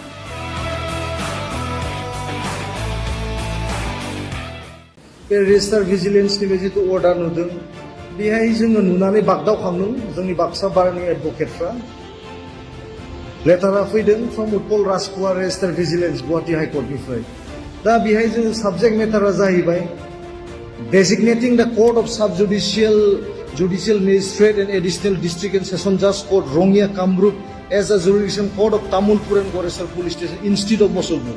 Tarmane ma जोंनि Mosolpur court निफ्राय बेखौ रंगियायाव दाननानै लांसिगोन। दा बे कारना मानि थाखाय जों बुंनो हाया, किन्तु जोंनि बिटिसि निफ्राय जितु मोनखानाय थाखानायखौ मोनसे दिनै जोङो सासे एडभोकेट हिसाबै आं बेखौनो बुंनो नागिरदों। प्रमद बर' नोंथाङा मा खालामनो सानदों? मोनसेनिफ्राय मोनसे दिनै हगारलांगासिनो जोंनि पावारफोरखौ। आচ্ছা प्रमद बर' नोंथाङा मा खालामनो सानदों? मोनसेनिफ्राय मोनसे दिनै हगारलांगासिनो दङ जोंनि पावारफोरखौ। बिराद अयनाय खामानि जादों बियो। इमिडियेट स्टेप लाबाय प्रमद बर' नोंथां। बिटिसिआव मोनखानाय थाखानायखौनो मोनसे हगार हरगासिनो दङ। दिनै मोनसेनिफ्राय मोनसे लांबाय थायोब्ला बाक्सा डिस्ट्रिक्ट थाबावगोन नामा बेहाय? बर' फिसाफ्रा गोदोनिफ्रायनो आन्दालन खालामबोबाय थाबाय। दिनै बिटिआर सुक्ति खालामनायनि उनाव मोनसेबो बर'नि फेभाराव मोनसेबो अर्डारा ओंखारला। जोंनि बर' फिसाफ्रा गोदोनिफ्रायनो आन्दालन खालामबोबाय थाबाय। दिनै जों बिटिआर सुक्ति खालामनायनि उनाव मा मोनसेबो जोंनि बर'नि फेभाराव मोनसेबो अर्डारानो ओंखारला।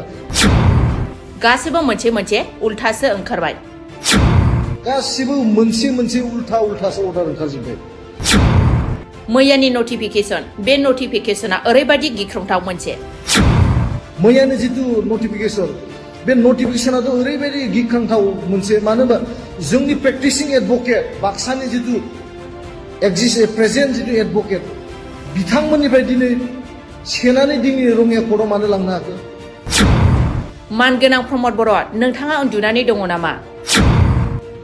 जोंना मानगोनां प्रमद बर' नोंथाङा उन्दुना दं नामा? मा खालामदों? पलिटिकेल पावारनि नामाव दिनै ओरैनो पलिटिसियान खालामबाय थाबा जानाय नङा। रेडि जाना था। मा खालामदों? पलिटिकेल पावारनि नामाव दिनै ओरैनो पलिटिक्स खालामबाय थाबा जानाय नङा। रेडि जा। मोनसेनिफ्राय मोनसे खिन्थु फोरानलांबाय दं। दिनै एडभोकेटबो फोराननो सानदों नामा? मोनसेनिफ्राय मोनसे खिन्थु फोरानलांगासिनो दङ। दिनै एडभोकेटखौबो फोराननो नागिरदों नामा? एडभोकेटफोरा मूर्ख नङा, जाम्बा नङा नोंथां। एडभोकेटफ्रा मूर्ख नङा, जाम्बा नङा नोंथां। नोंथाङासो जाम्बा जानो हागौ, एडभोकेटआ जाम्बा नङा। नोंथाङा जाम्बा जानो हागौ, एडभोकेटफ्रा खिन्थु जाम्बा नङा। दिनै बर' फिसाफ्रा साफा सानै एडभोकेट मोनहांदों। बिथांमोननि न'खर खुंनायाव सुंहांदों। गोदान एडभोकेट फरायगासिनो दं। दिनै बर' फिसाफ्रा दिनै साफा सानै एडभोकेट मोनहांदों। बिथांमोना दिनै न'खर बेनो प्रेक्टिस खालामना सुंहांदों। गोदान एडभोकेट दिनै फरायगासिनो दङ। दिनै जों रङियायाव थांनानै मानो प्रेक्टिस खालामनांगौ? जोंहा बिनि थाखाय हा गैया नामा? दिनै जों रङियायाव थांना मानो प्रेक्टिस खालामनांगौ? जोंहा बिनि थाखाय हा गैया नामा? तामुलपुराव हा गैया नामा? गरेसराव हा गैया नामा? जोंहा साब डिभिजन दंखायो। तामुलपुराव हा गैया नामा? गरेसराव हा गैया नामा? जोंहा साब डिभिजन दंखायो। तामुलपुरावनो खालाम, मानो रङियायाव खालामनांगौ? रङियायाव माबा स्पेसियेल जायगा दङ नामा? जों तामुलपुरावनो खालाम, मानो रङियायाव खालामनांगौ? रङियायाव माबा स्पेसियेल जायगा दं नामा? ना मानगोनां बिजेपिनि आफादगिरि भबेश कलितानि जायगाखाय बेयाव हरदों नामा? सोरनि इनफ्लुयेन्सआव दिनै रङियायाव लांदों? ना मानगोनां जोंहा बिजेपिनि प्रेसिडेन्ट भबेश कलितानि जायगायाव रङियायाव हरदों नामा बेखौ? नाथाय दिनै थाखानायनिफ्राय जोंखौ बोखारनासो लांदों। तामुलपुर आरो गरेसर पुलिस थाना बेन्दोंनि बिजिरथायखौ मुसलपुर बिजिरसालिनि सोलायै कामरुप जिल्लानि रङियायाव थानाय बिजिरसालियाव लांबाय। तामुलपुर आरो गरेसरनि बिजिरथाया मुसलपुरनि सोलायै कामरुपनि रङियायाव जासिगोन। बे बाथ्राखौ फोसावदों गुवाहाटी गोजौ बिजिरसालिया। बाक्सा जिल्लानि गरेसर पुलिस थाना आरो तामुलपुर पुलिस थानानि बिजिरनाया आथिखालाव कामरुप जिल्लानि रङियायाव बिजिरसालिया जासिगोन। बोहैथि बोसोरनि 29 जुलाइखालि आसाम सरकारनि दिसपुर जनता भवननिफ्राय नखर बिफाना हरनाय सरकारि लाइजाम बादियैब्ला नं इ फाइल नं 33224 नि बिथोन बादियै 12 आगस्ट खालि गुवाहाटी गोजौ बिजिरसालिया तामुलपुर आरो गरेसर पुलिस थानानि बेन्दोंनि बिजिरथायखौ बाक्सा जिल्लानि मुसलपुराव थानाय डिस्ट्रिक्ट आरो सेसन जाज बिजिरसालिनि सोलायै कामरुप जिल्लानि रङियाव थानाय साब डिभिजनेल जुडिशियेल मेजिस्ट्रेट मेट्र' आरो एडिशनेल डिस्ट्रिक्ट एन्ड सेसन जाज बिजिरसालियावसो बिजिरथाय होनायखौ थिग खालामबाय। बे बिथिङाव गुवाहाटीनि गोजौ बिजिरसालिनि भिजिलेन्स रेजिस्ट्रार उत्पल राजग'वाया 16 आगस्ट खालि मोनसे मिथिसार बिलाइनि गेजेरजों फोरमायो।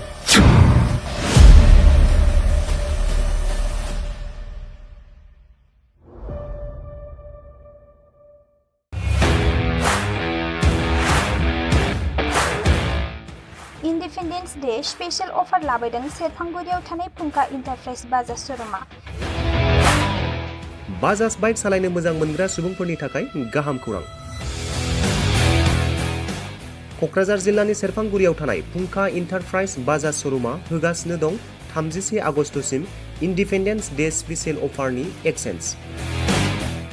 बाइक बायगिरि बिथांमोना इसेल' बिबांनि रां होग्रोनानै प्लेटिनानि मडेल, बाजाज सिटीनि मडेल आरो पालसार 125 नि गासैबो मडेलनि बाइकखौ आरसि आरो इन्सुरेन्स लाफानानै 10,999 रां बेसेनावनो ल'एस्ट डाउन पेमेन्ट होनानै बाइक लानो हागोन आरो 1,000 रां होग्रोनानै गोसो बायदि बाइकखौ आवग्रिनानै दोननो हागोन।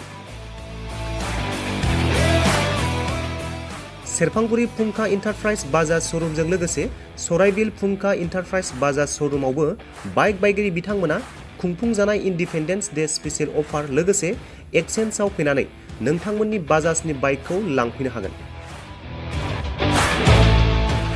सेरफांगुरि फुंखा इन्टारप्राइज बाजाज श'रुमा नोंथांमोननो लोगोसे मोजां अफारबो लाबोदों। बेफोरनो जाबाय 5 लिटार पेट्रल फ्रि, गंसे हेलमेट फ्रि, केस होनानै बाइक बायगिरिफोरनो 1,000 रां केसबेक हरफिननाय जागोन। आबुङै मिथिबावनो थाखाय 9395303476 9101547892 जानबुं नम्बराव खौरां लाहरनो हागोन।